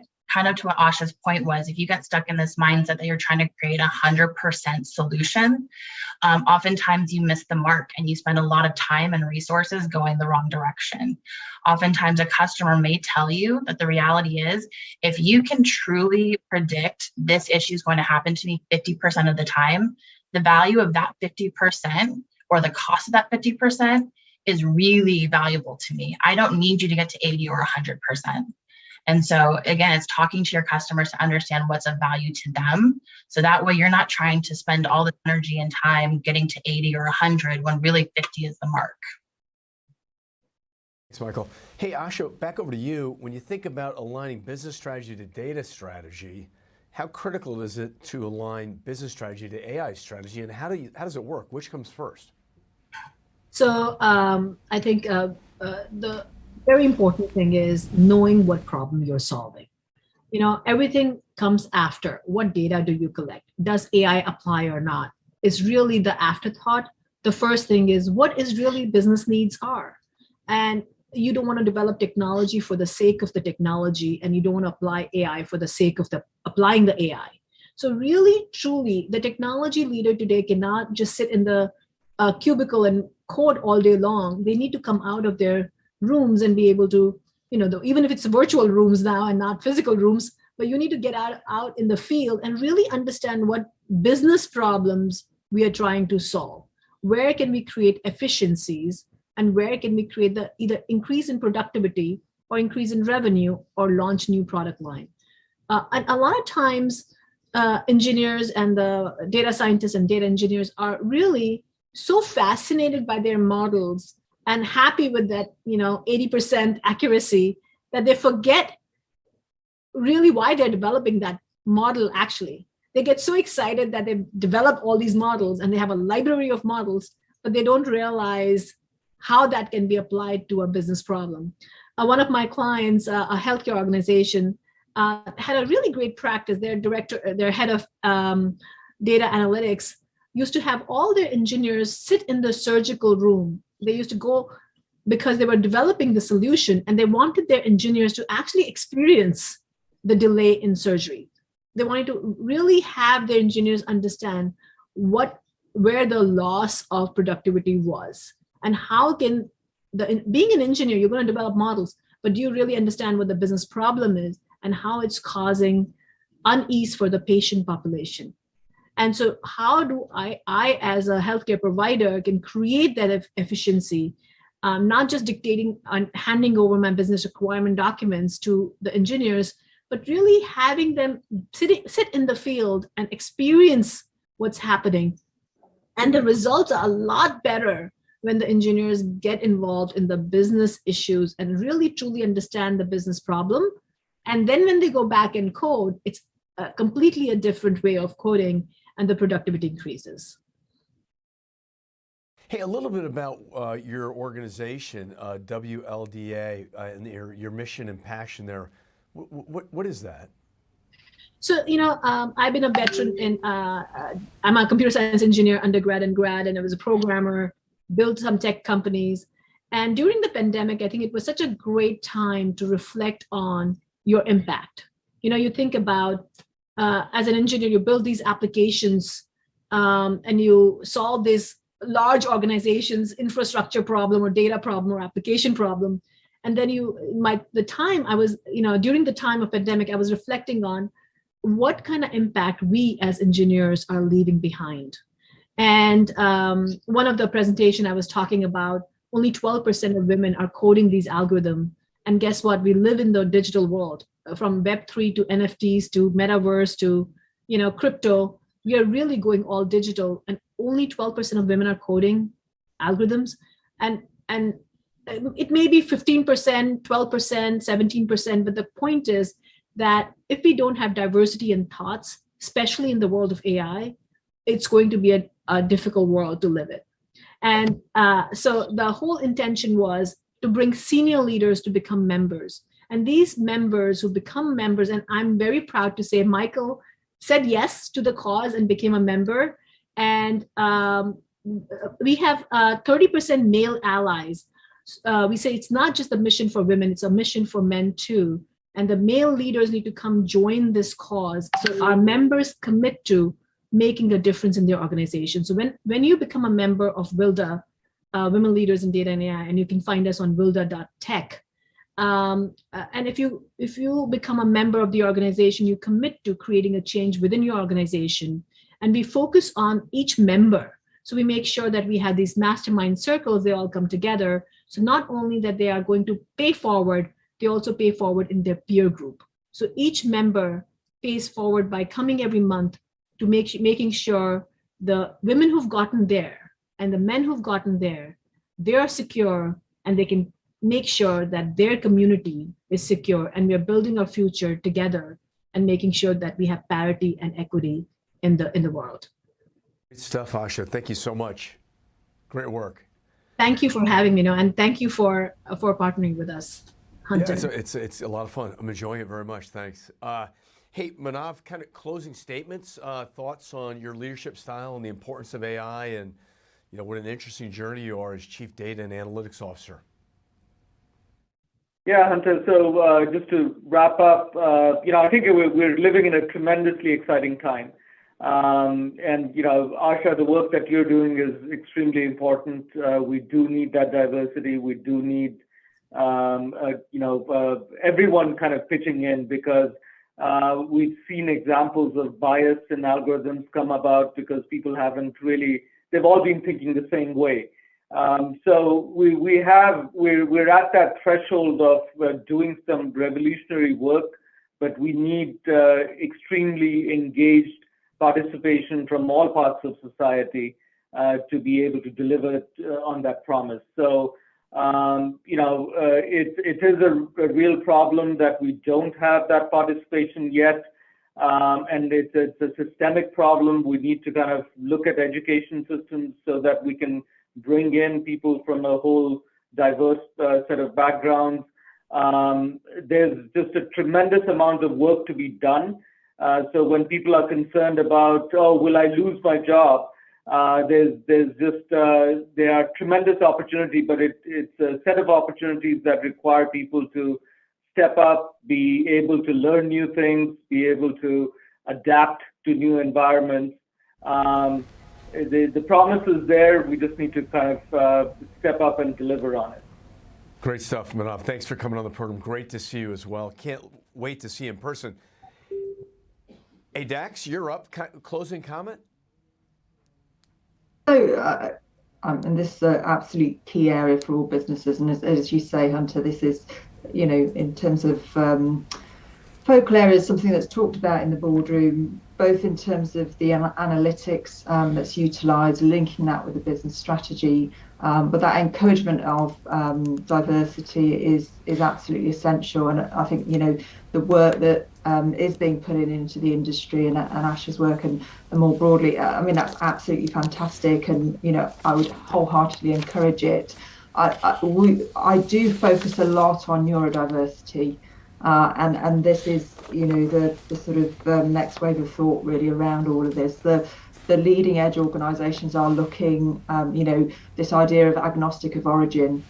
So being very, very fair on that is something from a leadership perspective, both around the board table, but also in the functional seats, something to have a heartbeat check on. It's not a heavy monitor at all, but have that heartbeat check and see how that works with the culture of the organisation. Because, and I think Manav made the point actually very well. A lot of this is linked to the culture of the organisation, and therefore, when you're putting that next cultural shift in, getting that implemented in the local areas is absolutely key. And therefore, having those views centrally and locally. If you're checking in on these, you've got a healthy balance to your business. Great stuff. Dax, good to see you. Thanks. Likewise. Great job.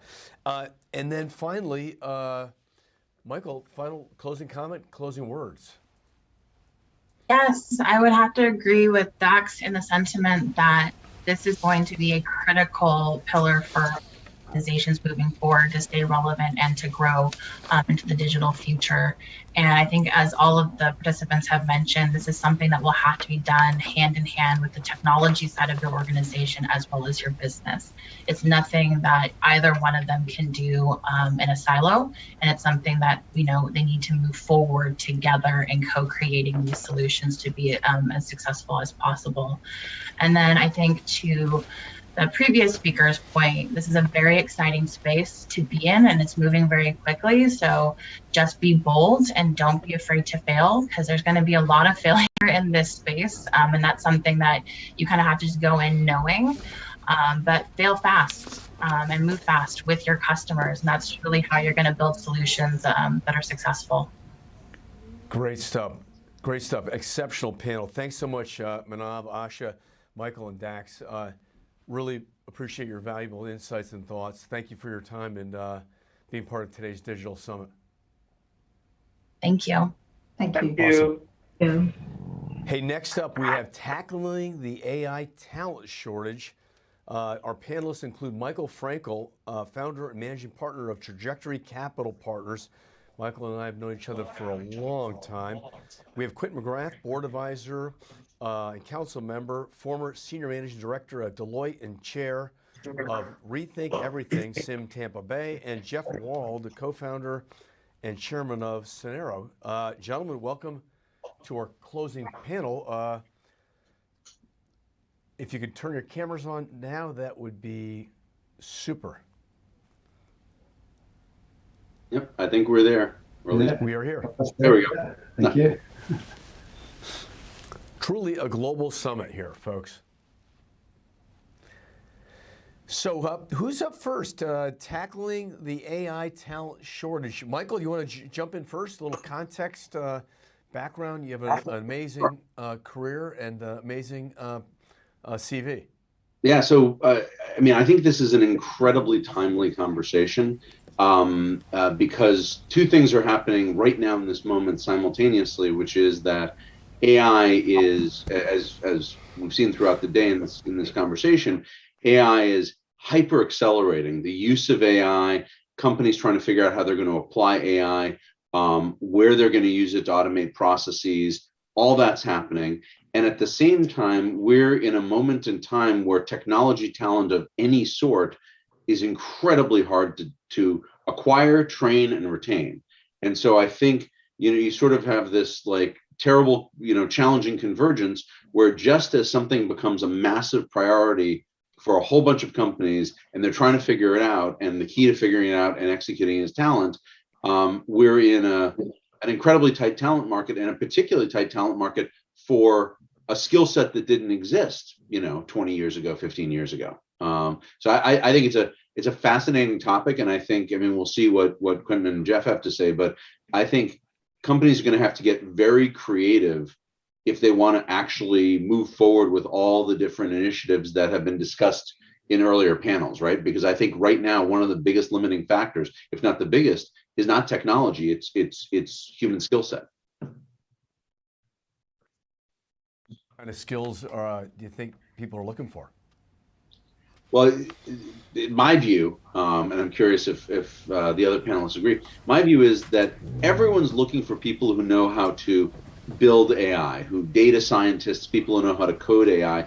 But, and you can think back to the conversation that just ended, I think almost as important is people who know how to identify the use cases for AI and figure out how to architect it into the business. Otherwise, you're a hammer and everything's a nail. And I think that's a skill set that is also as rare, and maybe people aren't focusing on. So it's hard enough to hire a whole bunch of AI developers and AI data, but finding people who can actually work with those technology professionals to figure out what do we actually use this thing for effectively to make money in our business is, I think, is equally rare, and I think a lot of companies aren't focusing on it. Excellent. Thanks, Michael. Hey, Quentin, you want to jump in and give a little tee it up, a little context, background? Sure. Absolutely. So maybe a little background on myself before I jump in. As Tony said, I was with Deloitte for 24 years, focused on innovation and transformation. My key focuses over the year have been around learning and developing, and the whole area around staffing and staff development, with a focus on diversity and culture. So I think those are really important.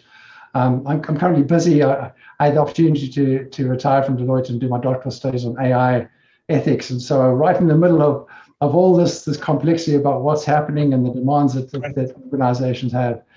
And then we just started up within the Society for Information Management, our national shared interest group around what we call Rethink Everything, really focusing on the connection of the mega trends and then the major technologies and kind of how those change the thinking for leaders.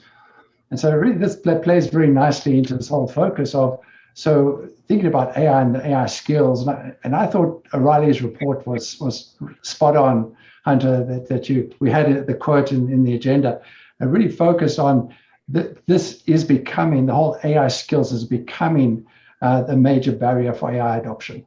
And we've known about it for years, and it's been something that's been around, and it's almost like it's caught up now. And I think certainly the pandemic has been an accelerator, but the whole need for AI and the importance for adoption in terms of AI and AI skills.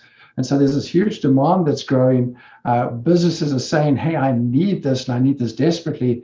I'm seeing benefits. My competitors are doing it.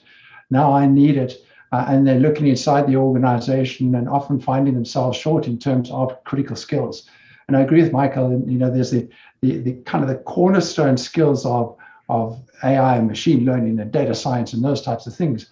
But when you start taking a look beyond that, it really is, what is that strategy that I'm trying to do? And does this fall in line with the strategy? And then just how do we think about all the other skills that we need to align with those? And I think it's really broad, all the way from architecture to legal to the chief risk officer, the ethics officer. And so really wide space that we've got to think about. And so there's a lot that in this particular space, I think that we have to be very, very thoughtful about and recognize that there are skills and skill shortages, and it's going to make it difficult. There's some good ideas to talk about as we go forward, but really just set in the frame that there's a demand, there's a need, and there are certainly ways that we can approach it going forward. I think great stuff, Quentin. Thanks so much. Jeff, you're up next.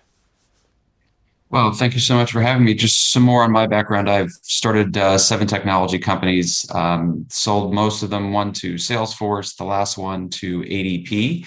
And after spending 2.5 years on the senior leadership team of ADP, I have retired. I serve as chairman of a number of companies I've helped co-found. But in my retirement, I wrote a book on the history of work, and we looked at these demand and supply trends over time. So there are a few important predicates here. Look, first thing that I challenge here is the demand side. Is every single company looking to adopt AI as quickly as possible? The answer to that question is definitively no, right? We can look at UiPath and C3 AI and some of the other public AI companies and the massive cratering of their stocks over the last year as a signal that the demand adoption is not nearly what people hoped it would be, at least certain people hoped it would be. And certainly those stocks were overly valued to ridiculous levels to begin with. But the notion that the demand side is so unbelievably, unrestrained, I think we need to temper a bit. We should note that this is the fourth dawn of AI. This is not the first time that AI has been mentioned as, oh my gosh, it's this new technology that's going to upend business. This is the fourth time. This fourth time is much more substantive than the first three. And so without question, the demand side is creeping up, and without question, the supply side cannot keep up. In other things that we've seen historically, these demand and supply imbalances abate over time. And I think that's a very important conversation topic as we think about the AI talent shortage. It is definitive, it is real, and how big is it and how long will it last?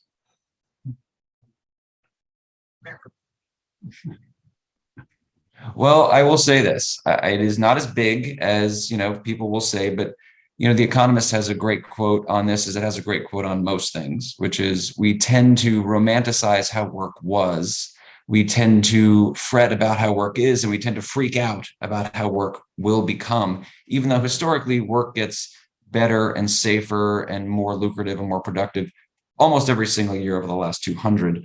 And so if we look at those trends over time, we would anticipate a 5-year severe or acute shortage in AI talent, specifically because you're talking about very high-end talent here. There have been other skills gaps in technology, as everyone has pointed out, but those skills gaps can be solved pretty quickly. You can go overseas. We can go to India and get tons of programmers.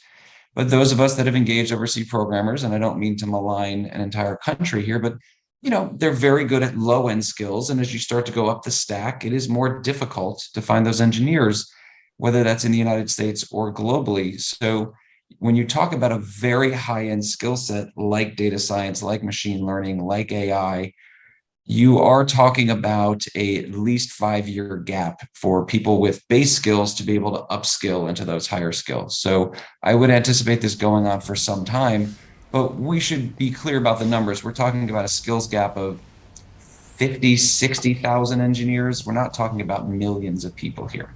Yeah. And an idea of, in the enterprise, Michael, how big the TAM is? Well, it depends on how you define AI. And I think this is part of Jeff's point, is there's the small population of engineers and data scientists that are specifically working on building AI technology. But then there's the much broader population of people involved in AI capabilities. And I think, Quentin sort of went down this path as well.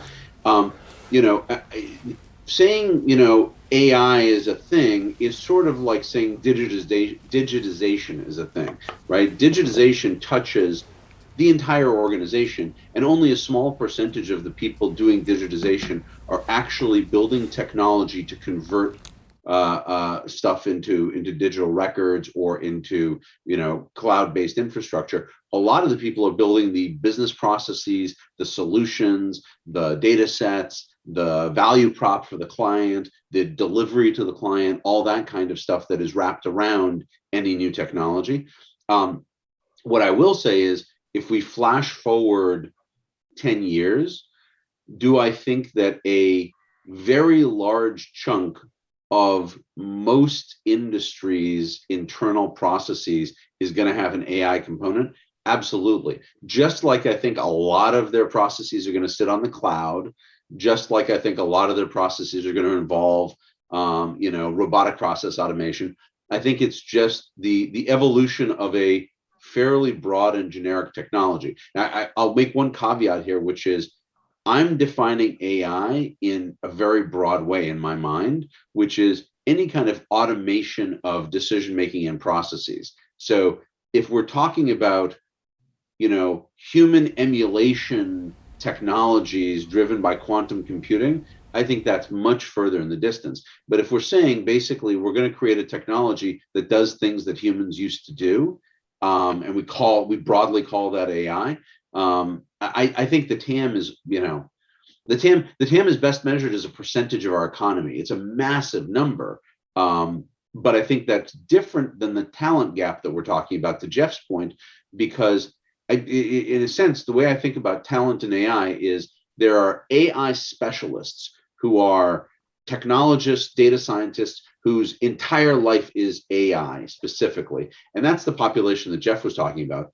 I think there's a population, I don't know, 100 to 1,000 times that population that need to understand components of AI, need to be trained in AI. They're not AI specialists, but they are the person who runs your invoicing systems.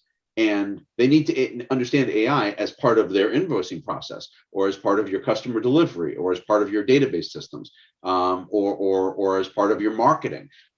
So I think it's sort of two layers. It's true AI talent, and then it's AI education of effectively almost everybody else.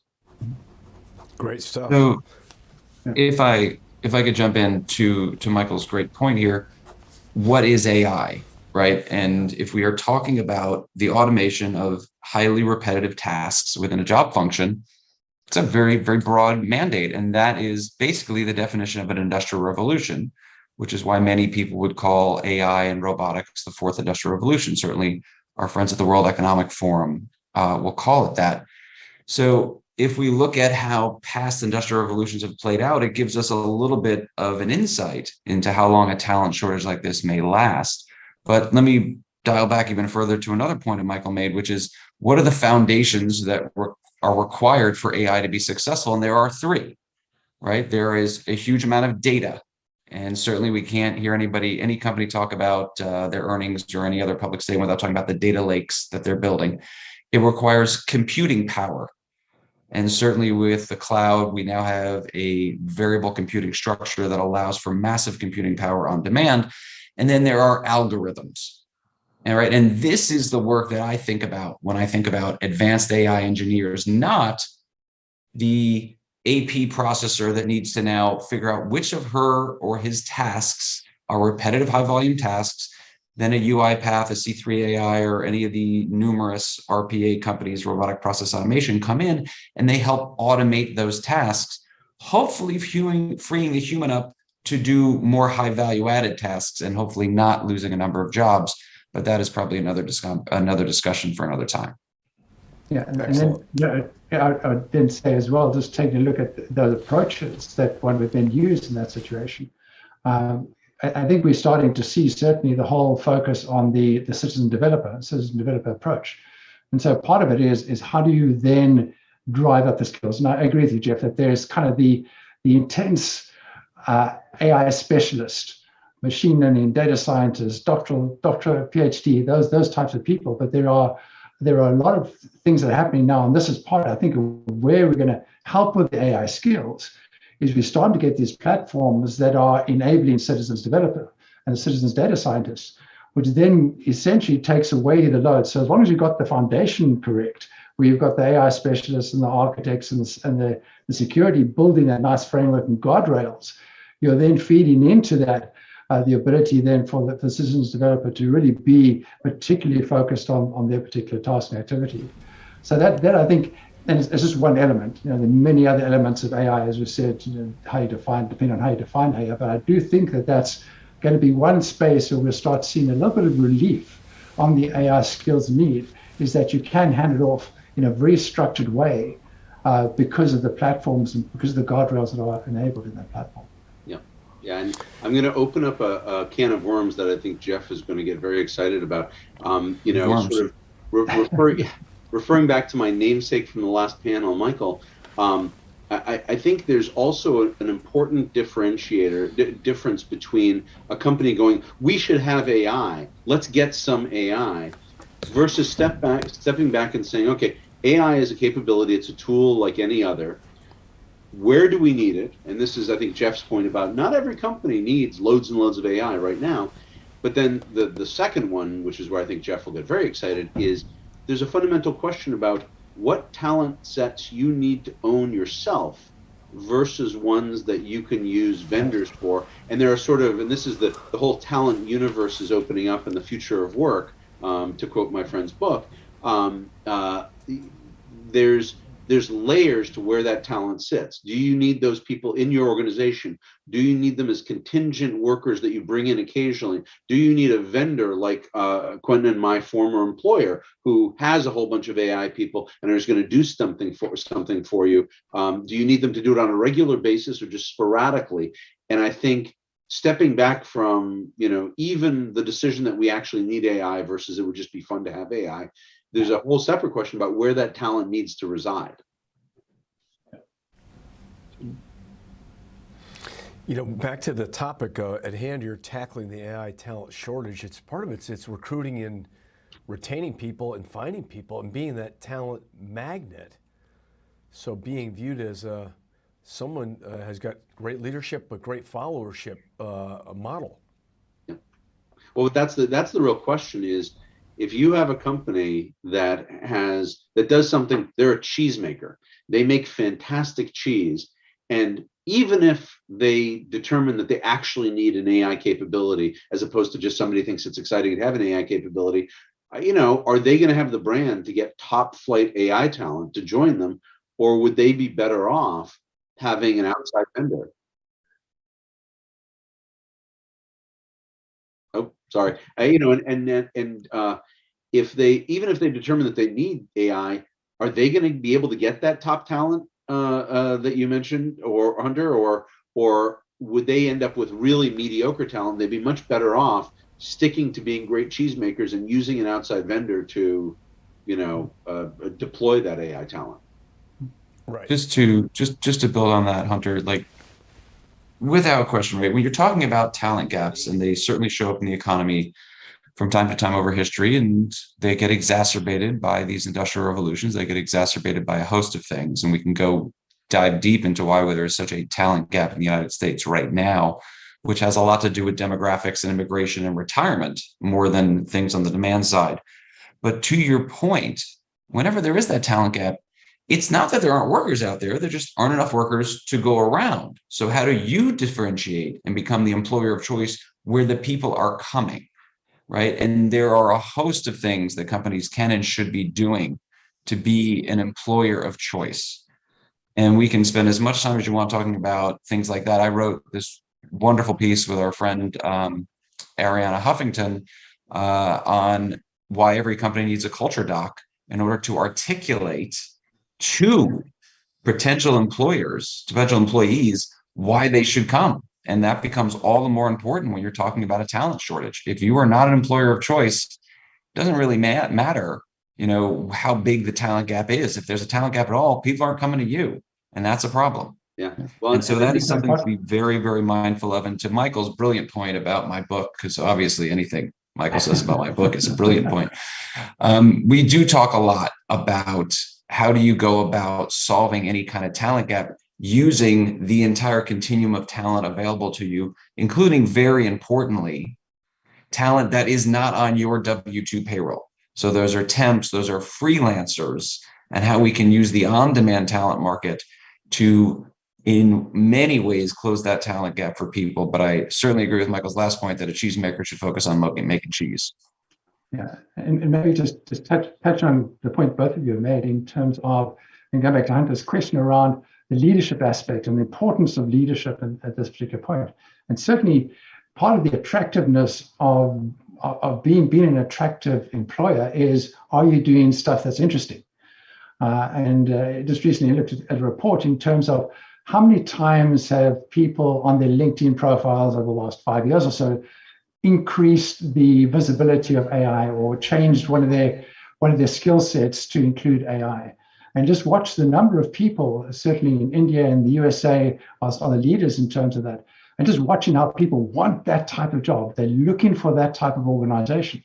So part of being an employer of choice is, hey, are you doing stuff that is of interest to me? Because certainly a lot of, and it goes back to the training I was doing with a number of our staff in Deloitte, what the certainly younger up and coming professionals are looking for is that challenge, and challenging areas that they know is going to have longevity. And so making sure as a leader, number one, that you are creating an environment as a great environment. So all the positive things about creating an attractive environment, but also that you're doing stuff that's really interesting. And this whole AI space for sure is really interesting. And then making sure that in that space, providing a challenge for those people who are joining the organization.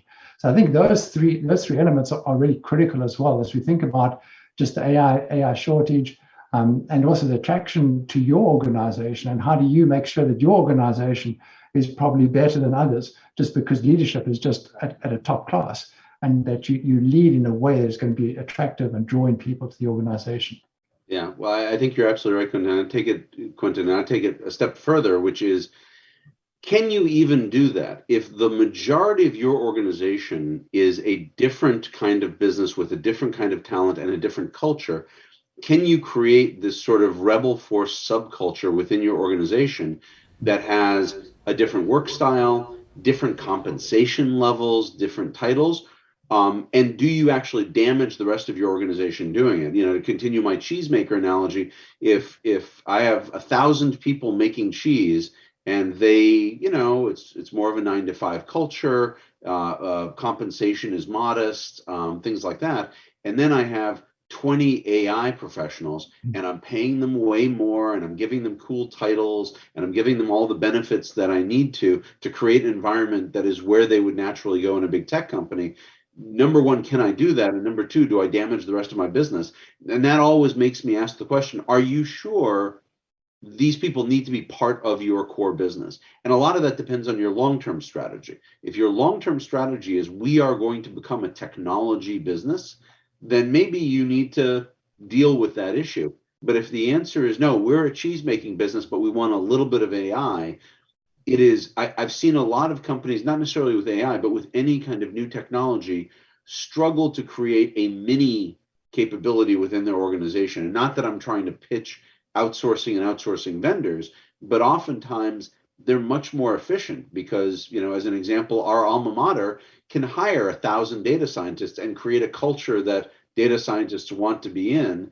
If I'm hiring 3 data scientists in my cheese company, are they going to be lonely? Are they going to be unhappy? Is this not a cool place to be because all my friends out of, you know, the data science program went to, you know, big names, Google and Amazon and places like that. So I think there's always a temptation, especially, frankly, this audience, CIOs, CTOs, you're a technologist, you want to embrace the new technology, you want to be cutting edge and leading. I think you have to stop and ask yourself, is that actually the right thing for your business and is it sustainable? Or are you better off getting the benefits of that technology, but using another talent model that's not W-2 employees?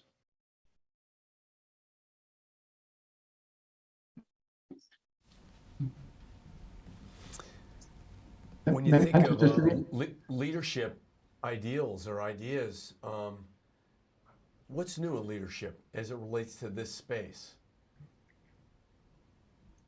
Well, I'll throw in one thing, which is I think there are a lot of leaders who need the education that we've talked about, right?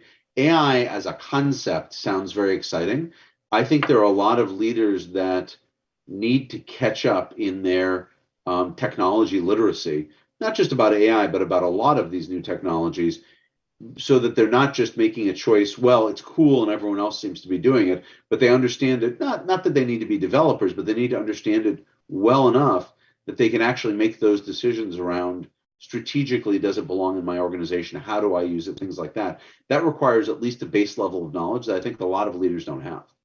Yeah, and Michael, I certainly agree, and that's part of what we're doing in the Rethink Everything, is we're saying we're trying to give our leaders, our CIOs, enough information that they can de-hype the situation, because there is just so much hype around there. And Jeff, you were talking about that earlier. There's so much hype around just how much AI is happening, and is this that big and so big. And so as a wise leader, one of the important things is to understand and have enough information to say, maybe that's not right, and be be careful in your decisions, be critical in your decisions, and have real critical thinking in terms of what you're doing.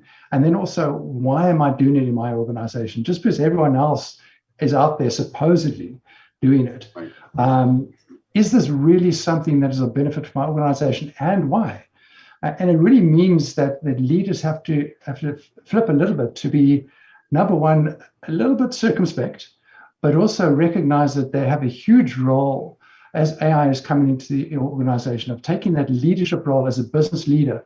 I often talk about IT leaders as business leaders that happen to have an IT specialization. And really the importance of leadership now of business leaders, the business leader capability of the CIO to really step up and say, hang on, as a business leader, this is good for my organization, or no, this is not good for my organization. It might be the nice shiny coin, but hang on, right here in our organization, that type of thing does not make sense, but this does. Yeah. And be very wise in that particular adoption. And so I think there is that switch, and the importance for leadership to be really careful and critically thinking about AI in this space, and look for organizations, look for people that are going to help you de-hype the situation. Look at the real facts.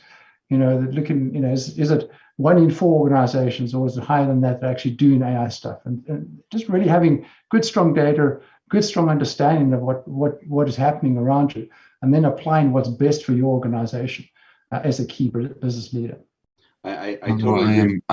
I'm fortunate that my 2 much smarter panelists went first, Hunter, because when you first asked the question, what's new in leadership, my gut reaction was nothing. Like, nothing's new.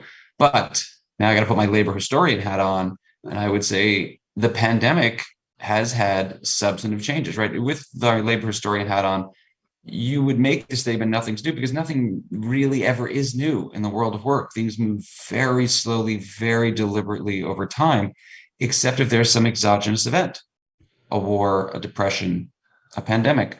And the pandemic has substantively changed leaders' view on their labor force strategies. The most important understanding of that has been hybrid work, right? We all knew the boss that used to say, I don't care what all the studies say, I think productivity equals presence, I want everybody in the office.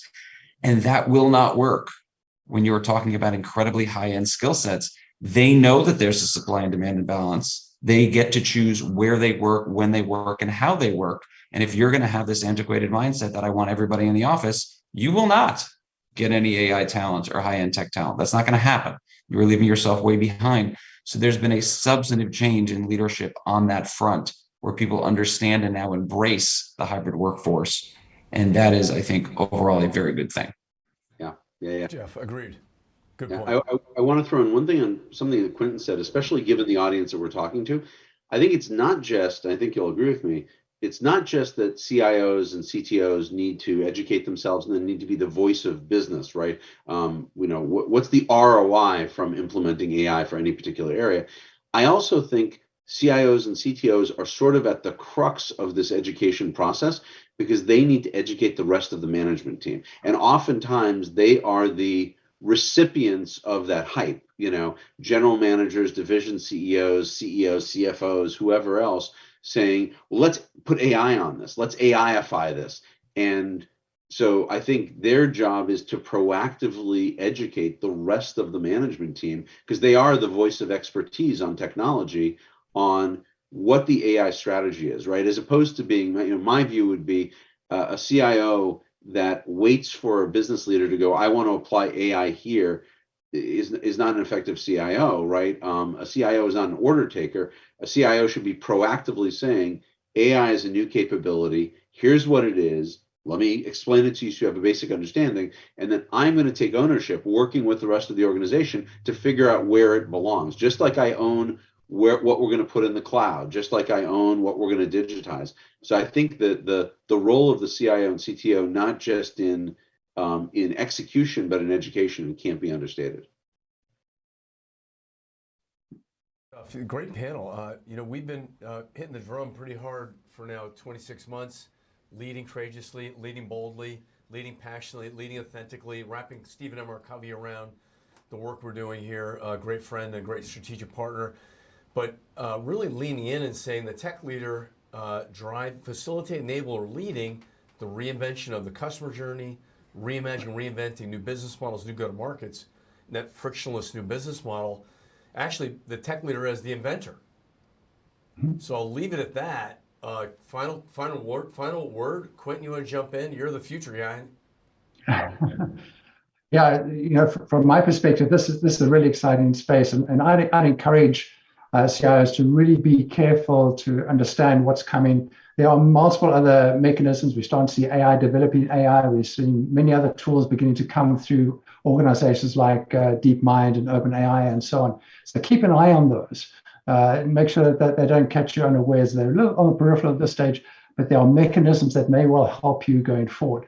But from my perspective, the key thing is continue to lead, be the good leader in the organization. Recognize that there is major change that has been introduced through AI, not only inside your organization, inside your IT team, but your organization broadly, but in society as well.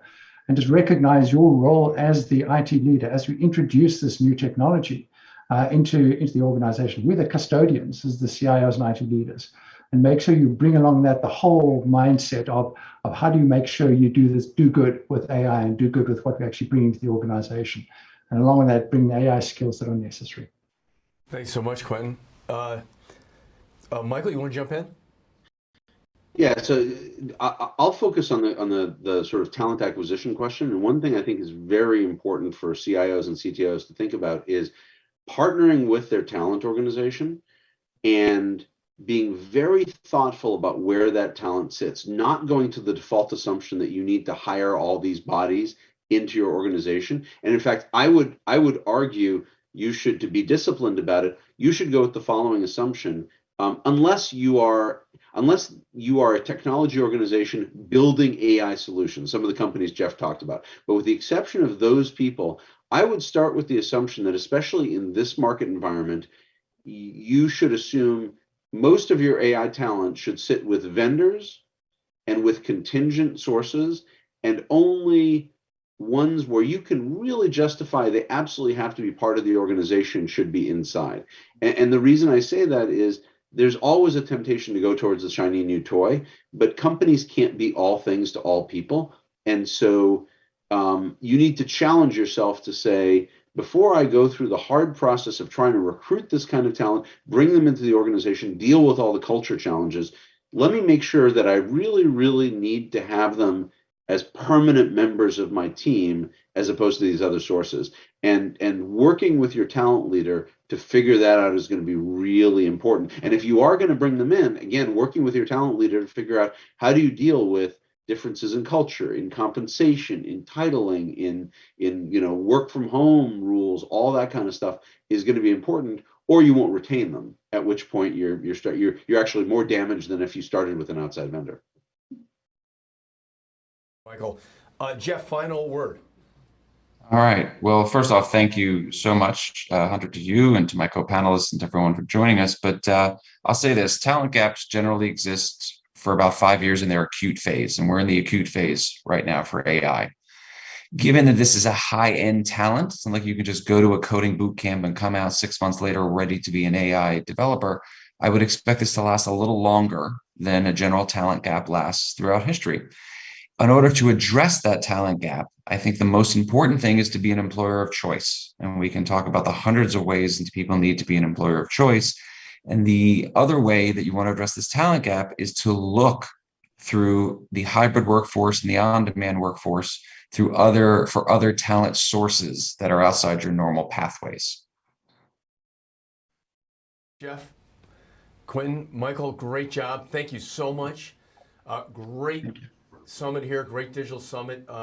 Really appreciate your active engagement. Looking forward to seeing you all in person here soon, perhaps in the New York area.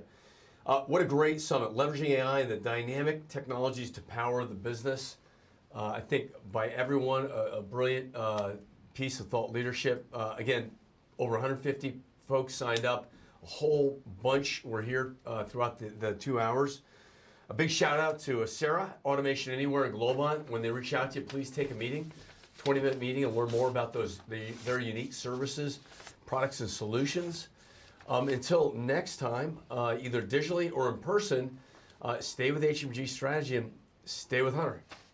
For more information, please visit hmgstrategy.com and keep up to date by following us on our social media platforms. Thank you.